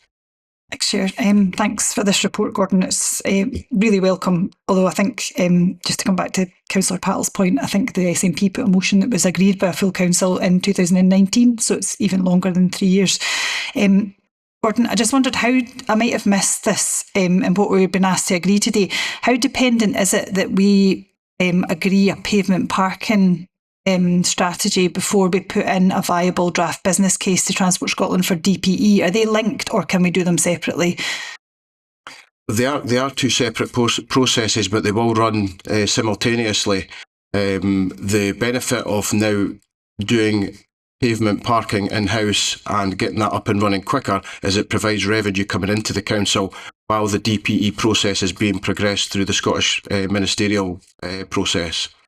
Okay, but if we haven't agreed a full pavement parking strategy by the time the business case for DPE goes to Transport Scotland, would that hamper how that if that's agreed or not by ministers? David Moll, please.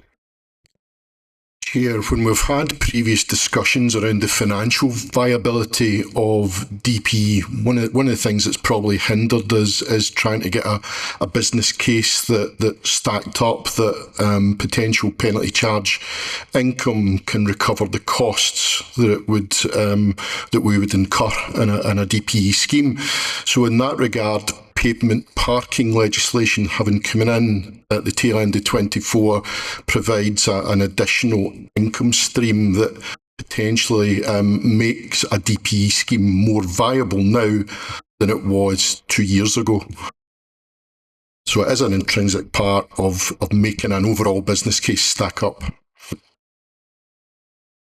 Okay, so just to be clear, if we're not confident that we're fully consulted and come to an agreement on a parking scheme, we won't be submitting the DPE plan to Transport Scotland without that. Chair, I think it's set out in the paper, financial viability is one of the major factors around probably Transport Scotland's decision making and whether they would grant us DP powers. So I think, it'll be for Transport Scotland to determine that, but certainly that will be foremost of our minds in our business case submission. Okay, thanks very much for that. On page 6, there's an estimate that we would probably have about 6,000 parking charge notices per annum, and just wondered what evidence did we use for that, and what's the margin of error in the plan? Gordon? Chair, benchmarking with similar local authorities was used to determine these figures. Okay, thanks, Gordon. And could you just outline what is there going to be further public consultation planned either for DPE or the pavement parking scheme? There will definitely be public consultation carried out for these processes. Okay, thanks. And obviously we are quite late to the party. We're one of the last local authorities looking to implement DPE. And so I just wondered what other local authorities did we have direct engagement with, and what were the main lessons that we took from their experience? We're quite fortunate in that instance because we have got neighbouring authorities such as Falkirk, Midlothian, and obviously the large main player Edinburgh next door. But we have got neighbouring authorities and we have got family groups that have been through the process, and we're certainly engaging actively with them to get lessons learned and to make sure that we learn from their process their pros and cons of going through this process to make sure that we have as smooth a process getting to our end game as possible. Councillor Janet Campbell, please. Thank you, Chair, and thank you very much, Gordon, for this very welcome report.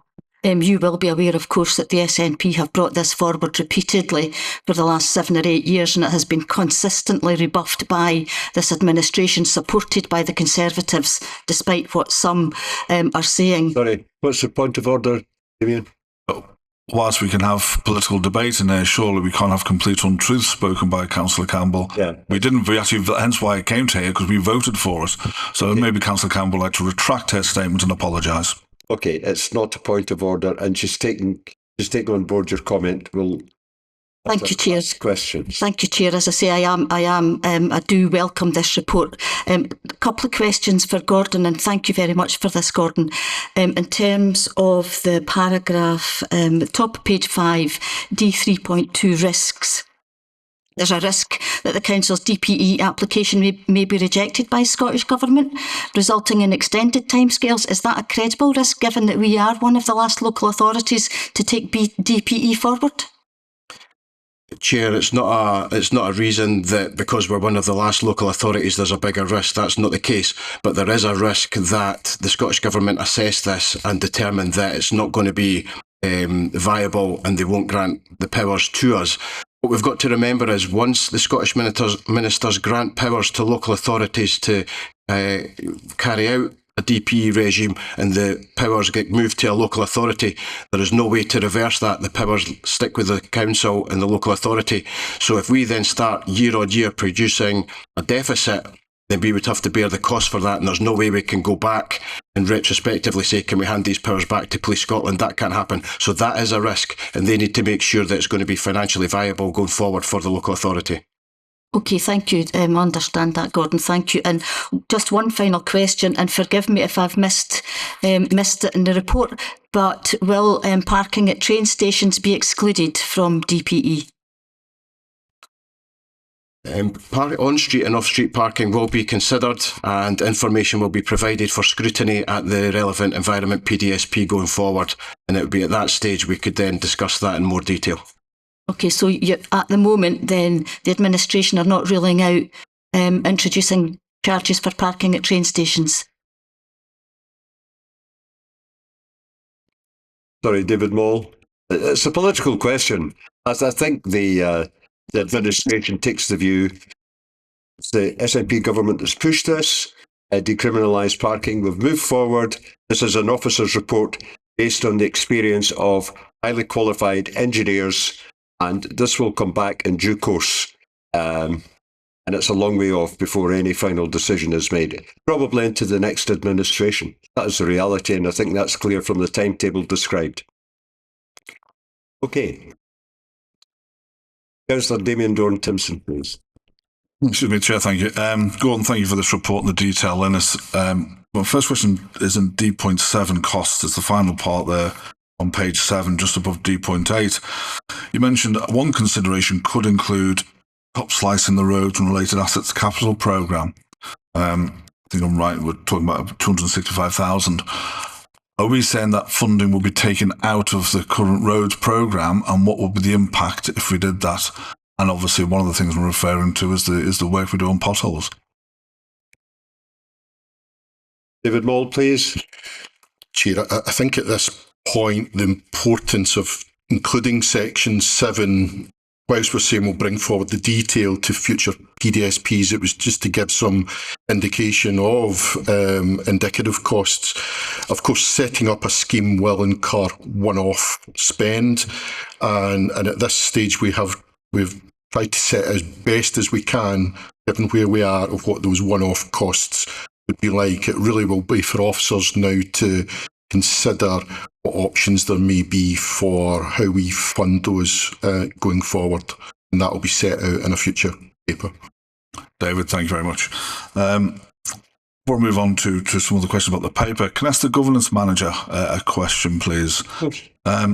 Leslie, am I right in thinking PDSPs do not make decisions? That's correct. They scrutinise policy development. Thank you. Can I ask, and by all means, the writer of the paper or the governance manager, or anyone else can please step in, why does the paper refer to in answering that the reason they've brought the in-house option forward was that was the decision made at PDSP?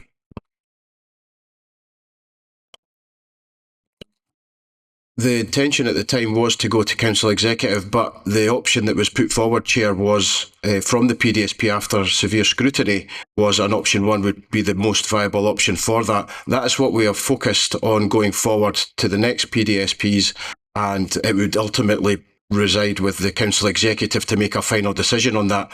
If another option was to be considered, officers could look at that, but from the detailed work that was carried out at the PDSP before, officers were seeking guidance on what the preferred option would look like going forward, and officers put information forward to allow that assistance to make that scrutiny and decision going forward.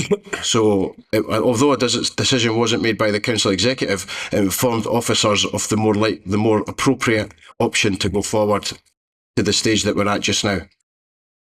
Thank you. Governance Manager, that to me sounds like a decision was taken at PDSP and direction was given, and the team listened to us and went down that road, which doesn't sit comfortably with me in the first instance. As much as I don't want to hold up the EPA, because I think this does have to happen, the decision to be made, actually for this should be made at full council, not alone Council Executive, but to me this sounds as though a decision has been directed by PDSP, and that does not sit comfortable with me at all with regards to contravening standing orders. David Moll. Chair, Thank you, Chair. So the decision taken at PDSP was that they could approve the recommendations that were scrutinised to be taken forward to a decision at a later date by Council Executive. What has happened is officers in the interim have determined that the work to be undertaken should go back to PDSP for consideration in different parts prior to a decision being taken by a competent decision-making body of the Council. So a decision on these matters will require, after full consideration at PDSP, their recommendations will be taken into account, but a decision will require to be either taken by Council or Council Executive in respect of this matter. Given that the matter is not reserved to full Council, these decisions would normally be taken by Council Executive in due process. Thank you for that. But therefore, can we see all the other options back to council executive and not just the option of an in-house system? Chair, yes, we could do that. Yes, we could do that, Chair, yes. Yes. Thank you for that. And the reasons I ask, it's been mentioned by councillors about the holiday sickness and staff costs. It's been mentioned about revenue reducing as behaviours change. By using a third party, do you not accept that all the risks are taken by them with a lesser income to the council, but still an income to the council, which is basically all going to the bottom line because there's no cost incurred by the council? David?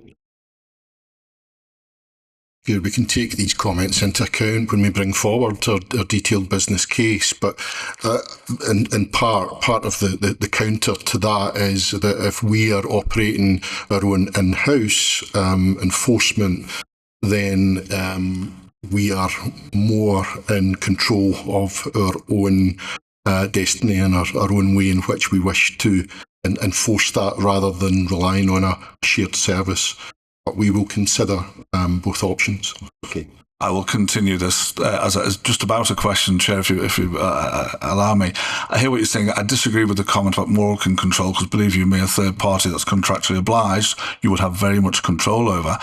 And do you not think that's the reason why the likes of Edinburgh City Council use third party providers to control their parking issues they have? David? Chair, we will cover these points and we'll take these points on board in regards to our future progress with this scheme. Thank you. And then finally, on the same topic, do you agree, as people's behaviours change, the income that I haven't actually mentioned the income, but the number of penalty PCNs, 6,000, would decrease year upon year, especially in an area that doesn't have a huge amount of outside people parking in the county, unlike the likes of Edinburgh. So do you accept that 6,000 would reduce as behaviours change year on year? Chair, obviously we are speaking to other councils that are further down the line with this than we are, and we'll make some of our assumptions based on their experiences.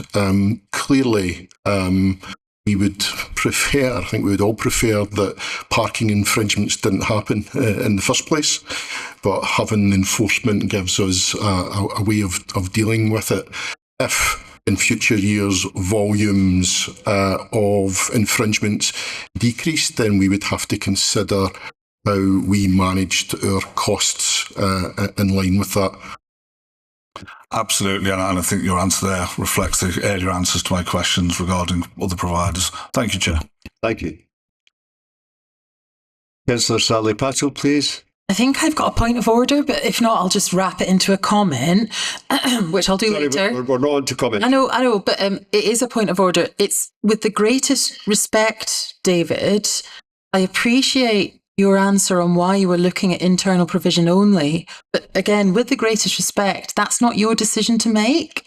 It's the role of officers. Is that a point of order? Is that not a point of order? The governance manager, she'll give you a response. Thank you, Chair. That is not a point of order. Sorry.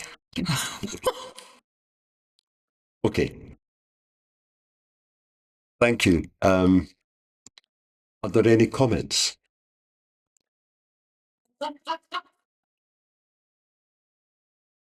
Councillor Campbell, please. I think I'm red. I think I got in first. I'm just looking at the screen and Councillor Campbell came up first. I am red, though. Oh, sorry, I'm told that you were in first. There are two screens. It's like... I don't mind deferring. It's like the referee in the field of our referee. You know, you're first. Okay, so I think that I did have a comment all prepared, but the most recent line of questioning from Councillor Doran-Timpson has slightly changed what I was going to say.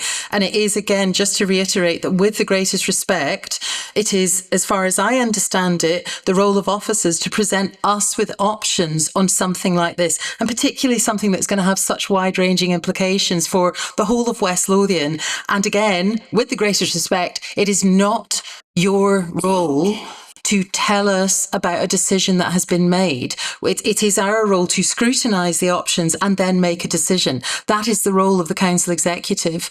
So that's the first thing that I wanted to say. Could I say, in fairness, I've gone right back to the first paper, and there was one comment made, one adverse comment made by, I think it was a trade union rep, who basically said, concerns about certain types of parking charges. But remember, these PDSP papers are read by all councillors, or should be read by all councillors, and you're free to come along. You're free to come along and ask the chair, in a general thing like this, I'd like to ask some questions. Again, officers, we're not here to lecture officers. Officers are following. I'm not lecturing. I'm just saying that in this instance, I feel as though my right to make a decision and to scrutinise has been taken away from me because not all of the options have been presented. That's all. That's all I'm saying. It's a comment. It's not a lecture. It's not a criticism. I'm just telling you what I see as the outcome of this paper today. And then my wider comment was, please, for goodness sake, is there any way that we can expedite this process? Because it is in the top 3 issues that come up in my ward on a weekly basis is illegal parking. And I know that in an ideal world, people would not be parking illegally, but they do. And again, I'm not somebody who's going to sit here and criticise the police because their resources are so stretched. They do what they can. Our local policing team are doing above and beyond really what they should, given the resources that they have in Linlithgow. But we have an opportunity here to take matters into our own hands and create a parking enforcement system that works for Linlithgow and for all of West Lothian. I would very much hope that as we go through this process, we don't use a one-size-fits-all. So because what works in Armadale is not what is going to be right for Linlithgow. And I hope that comes out throughout the process. I just had hoped we would be much farther down the road by this stage. It is a huge disappointment, and it will be a huge disappointment to the residents of Linlithgow and in wider West Lothian that we are now saying that DPE is unlikely to come in within this administration. That to me is a big miss, I'm going to say. Okay, and thank you. Thank you very much. These comments. Yes, thank you. Thank you very much. Venue. And now we move to Councillor Campbell. Sorry. It's okay, don't apologise. It's okay. I think Sally was first. But thank you very much, Chair. Really, I just wanted to express my thanks to Gordon and the team who have pulled this report together. I welcome this immensely. The SNP group have introduced this topic repeatedly during PGSPs and at budget setting meetings for the last 7 or 8 years. It's been declined for purely ideological reasons. Better late than never, Councillor Fitzpatrick, but to be honest, it is up to you as to answer why we will still have to wait another 2 years when this could have been introduced years ago. But thank you to the team for pulling this report together. Okay. Councillor Pauline Stafford, please. Thanks, Chair. Yeah, my comments are just along the same lines, really. Thank you, Gordon, to your team for this report. I don't really understand why this hasn't been a priority for the administration. I'm sure every councillor's inbox is full of complaints about dangerous parking. I know mine's is on a weekly basis. And given the significant issues that West Lothian residents are experiencing every day from this, and I think we stand to benefit hugely from the introduction of DPE across our towns in West Lothian. My concern with this is that we seem to be tying any submission of an application for DPE to Transport Scotland to quite a complex parking scheme, which will need to be thoroughly consulted on and discussed. And my worry is that will now delay it further because they seem to be so tightly tied together. Surely the priority has to be about safety of pedestrians and road users in the first instance, and the fact that it's taken us 7 years from the SNP's first fully agreed motion it's quite shocking, really, because considering most other local authorities have managed to implement this across Scotland. So I hope we can have quite a smooth passage now to getting the DPE in, at least to Transport Scotland, and then looking at a wider parking strategy. Thank you. Councillor Damien Dorn-Timson, please. Chair, thank you.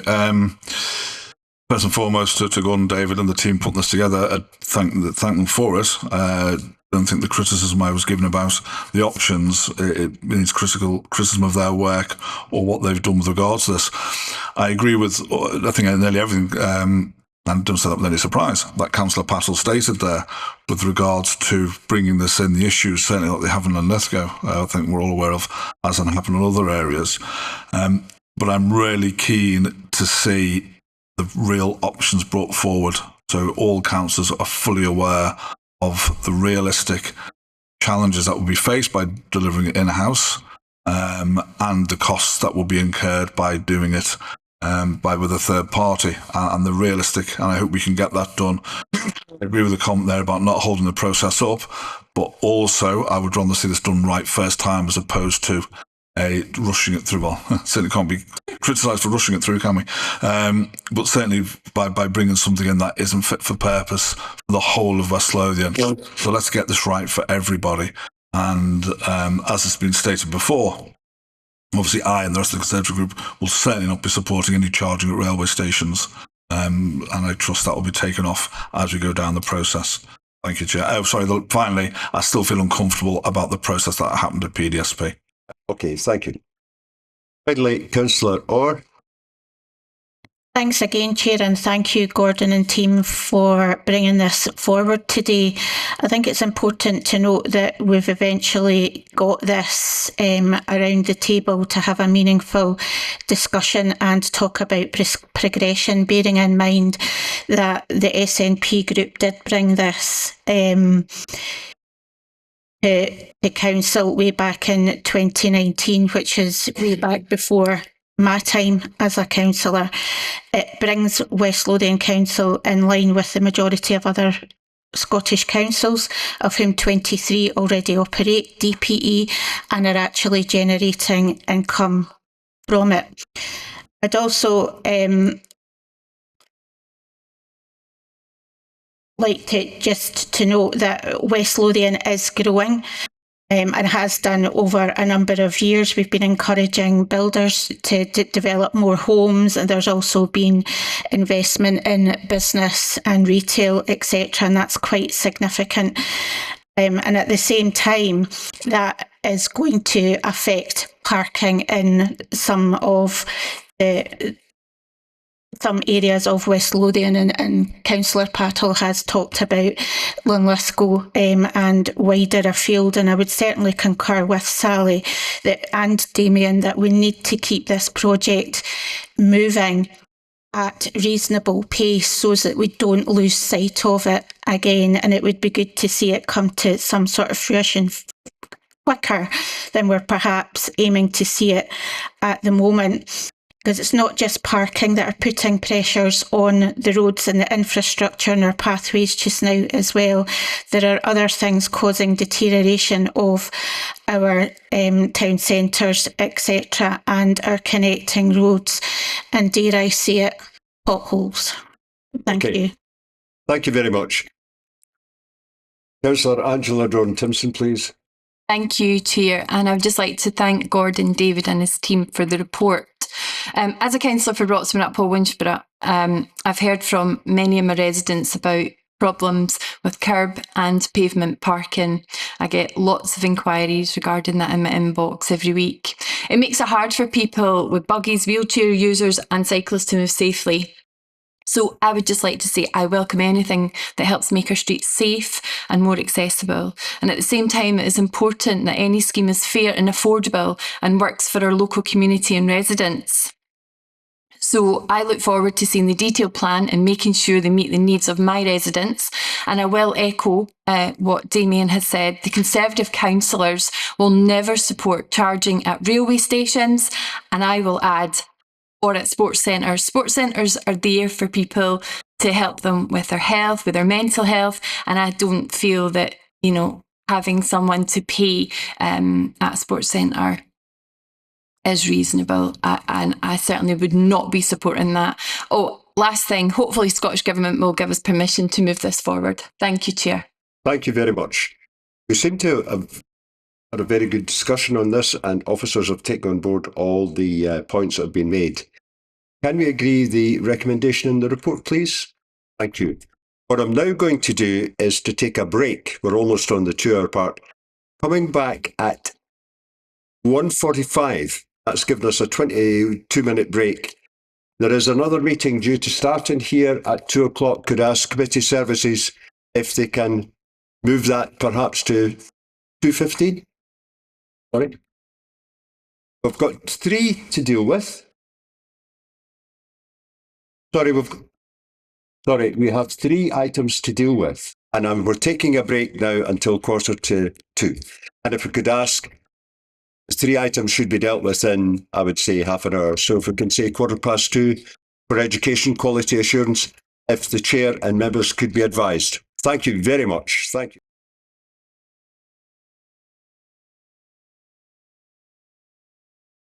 Active travel related funding 2025-26. Graham Burton, please. The purpose of this report is to seek approval from the Council Executive for the funding provision being made available for active travel related schemes for the financial year 2025 to 26. This funding has come from the Scottish Government Active Travel Tier 1 General Capital Grant as a direct award, Scottish Government People in Place Direct Award, Sestran People in Place Grant, and Scottish Government Active Travel Tier 2 Award. Section D2 of the report provides additional information regarding the schemes proposed for development by the Active Travel Tier 1 Award of £1.319 million.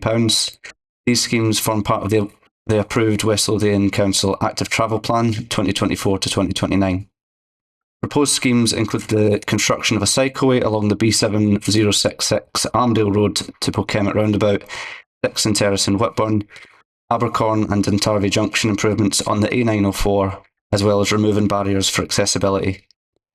Proposals for the planned activities made possible through the Transport Scotland Local Area Direct Award and the Sestran People in Place Fund are included within sections D3 and D5 of the report, which predominantly focus on behaviour change.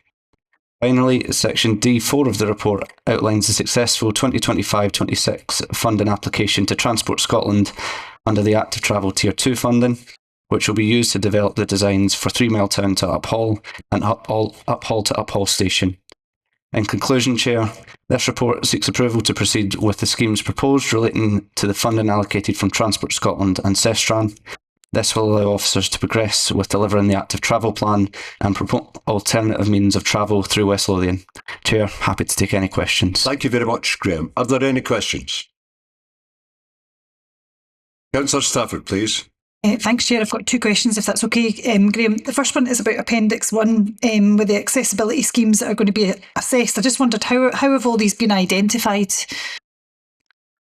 All schemes, including Appendix 1, have been requests from local residents throughout West Lothian.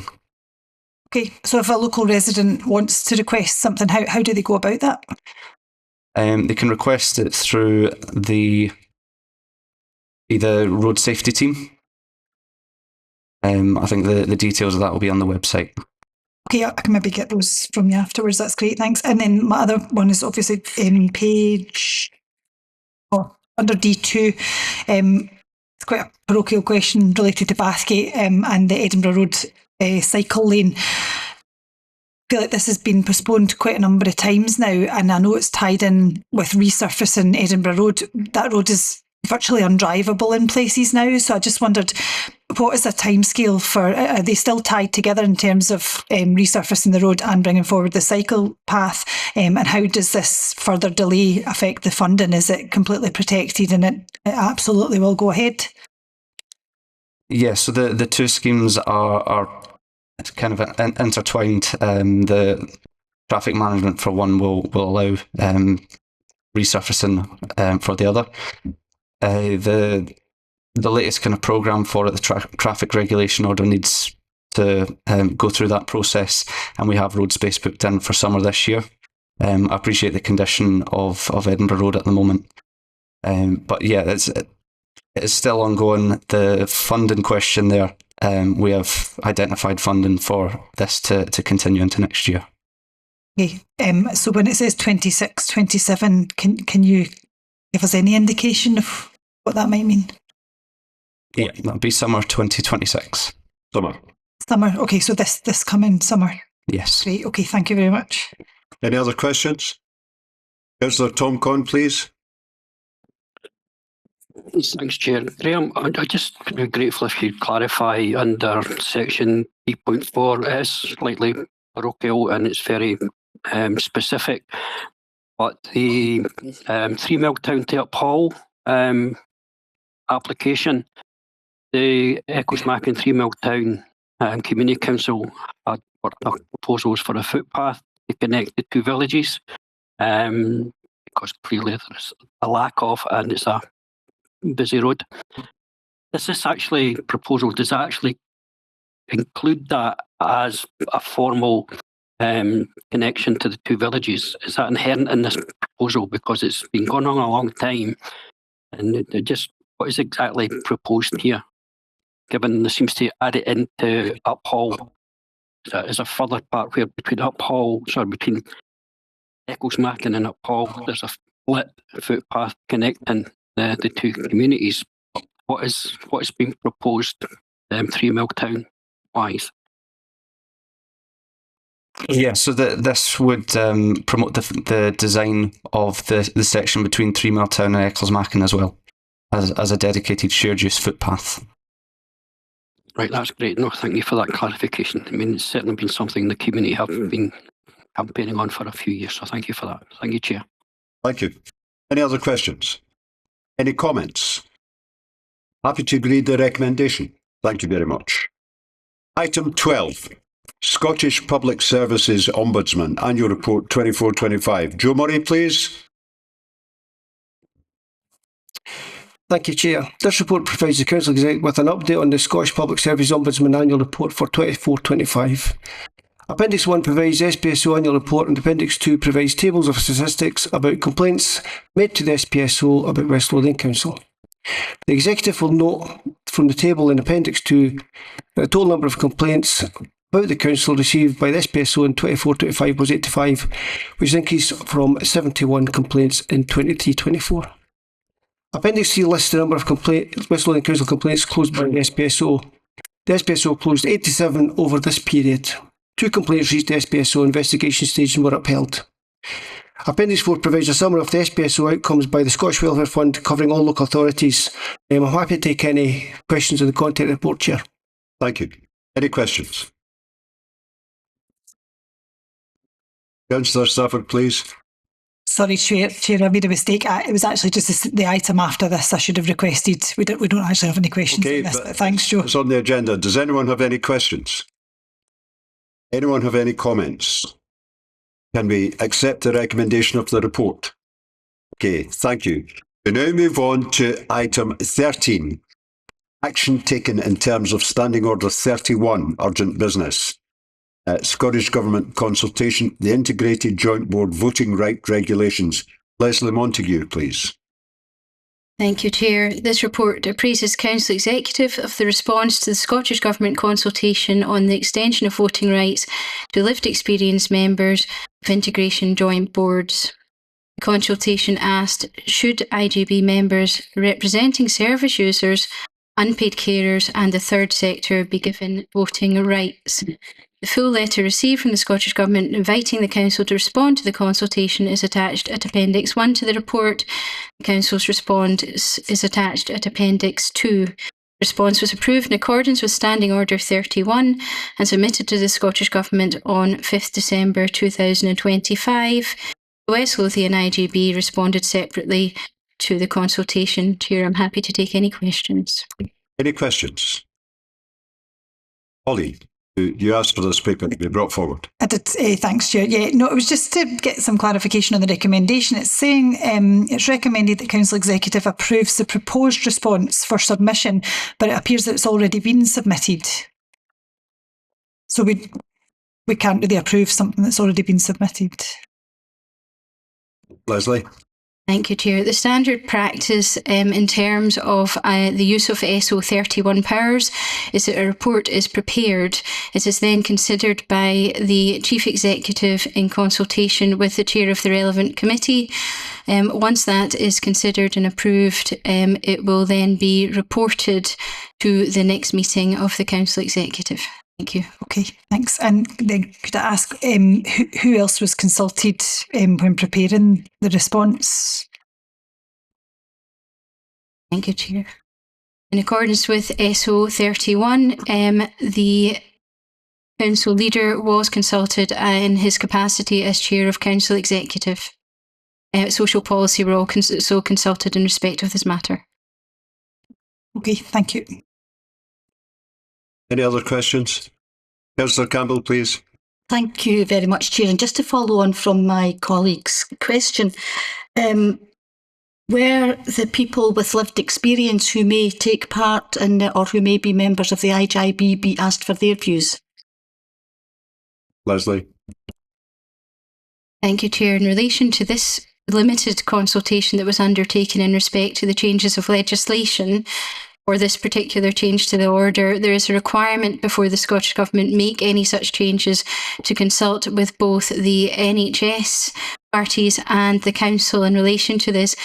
This consultation followed on from a larger consultation response that has been undertaken over a period of approximately 4 years, where the views of a number of representatives on IJB boards were consulted, and also the chairs of IJB boards.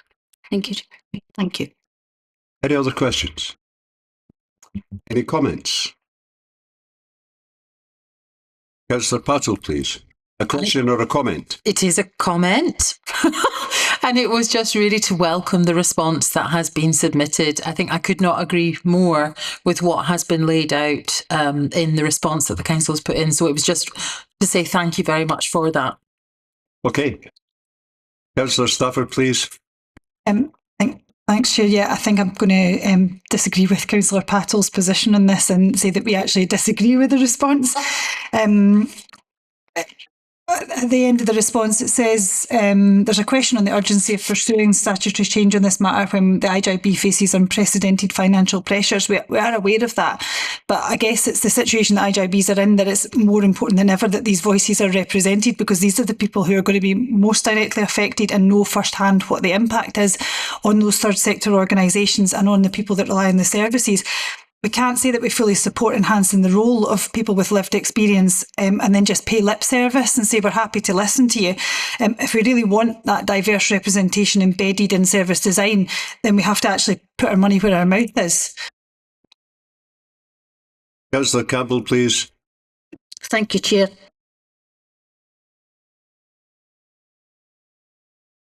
Paragraph from the bottom of the response says West Lothian Council fully supports enhancing the role and experience of lived experience members on the IJB.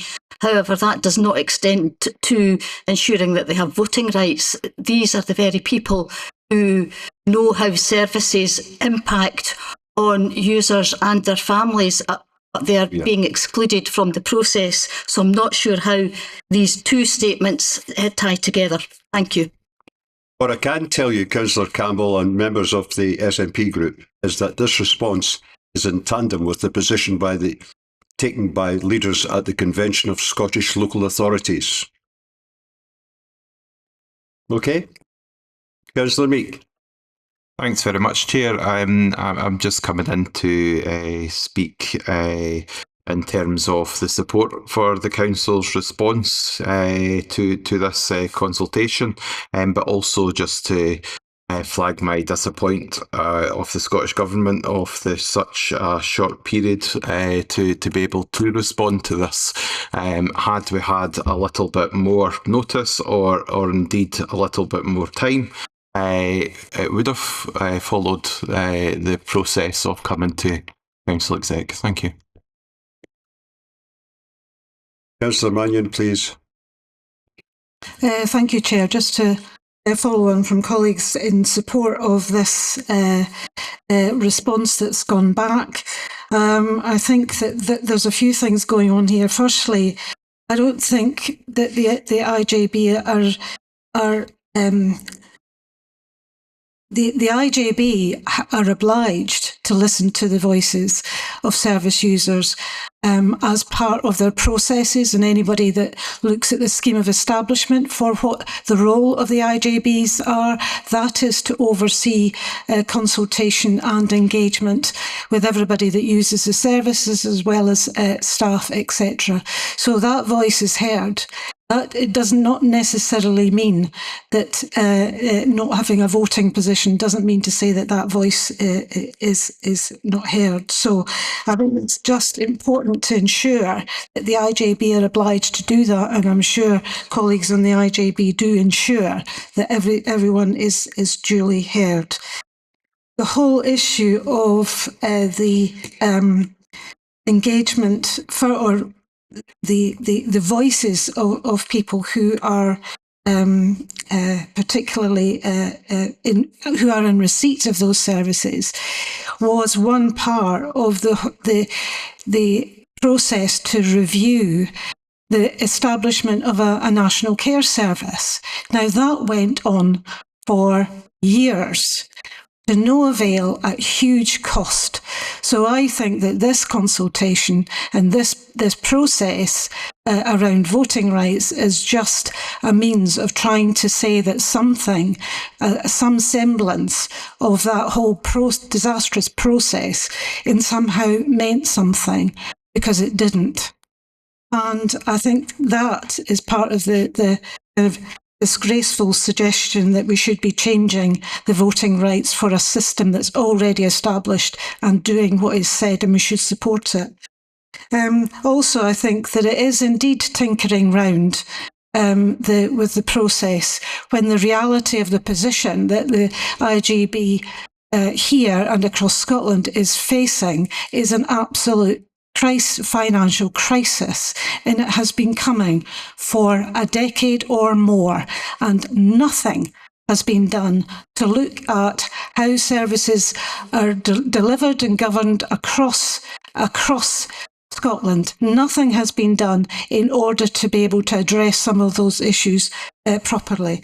So I fully agree with the response going back. Thank you. Thank you. Councillor Stafford, you've already had a comment. Of course. But I will repeat, your party leaders at the Convention of Scottish Local Authorities supported this line, which we have taken. So you can go back and argue with them if you have any difference. Sorry, can we agree the recommendation? Thank you very much, and thank you for your attendance. Can I say to Councillor Maguire, we had asked that your meeting be postponed till 2:15. You got that message? Okay, thank you very much.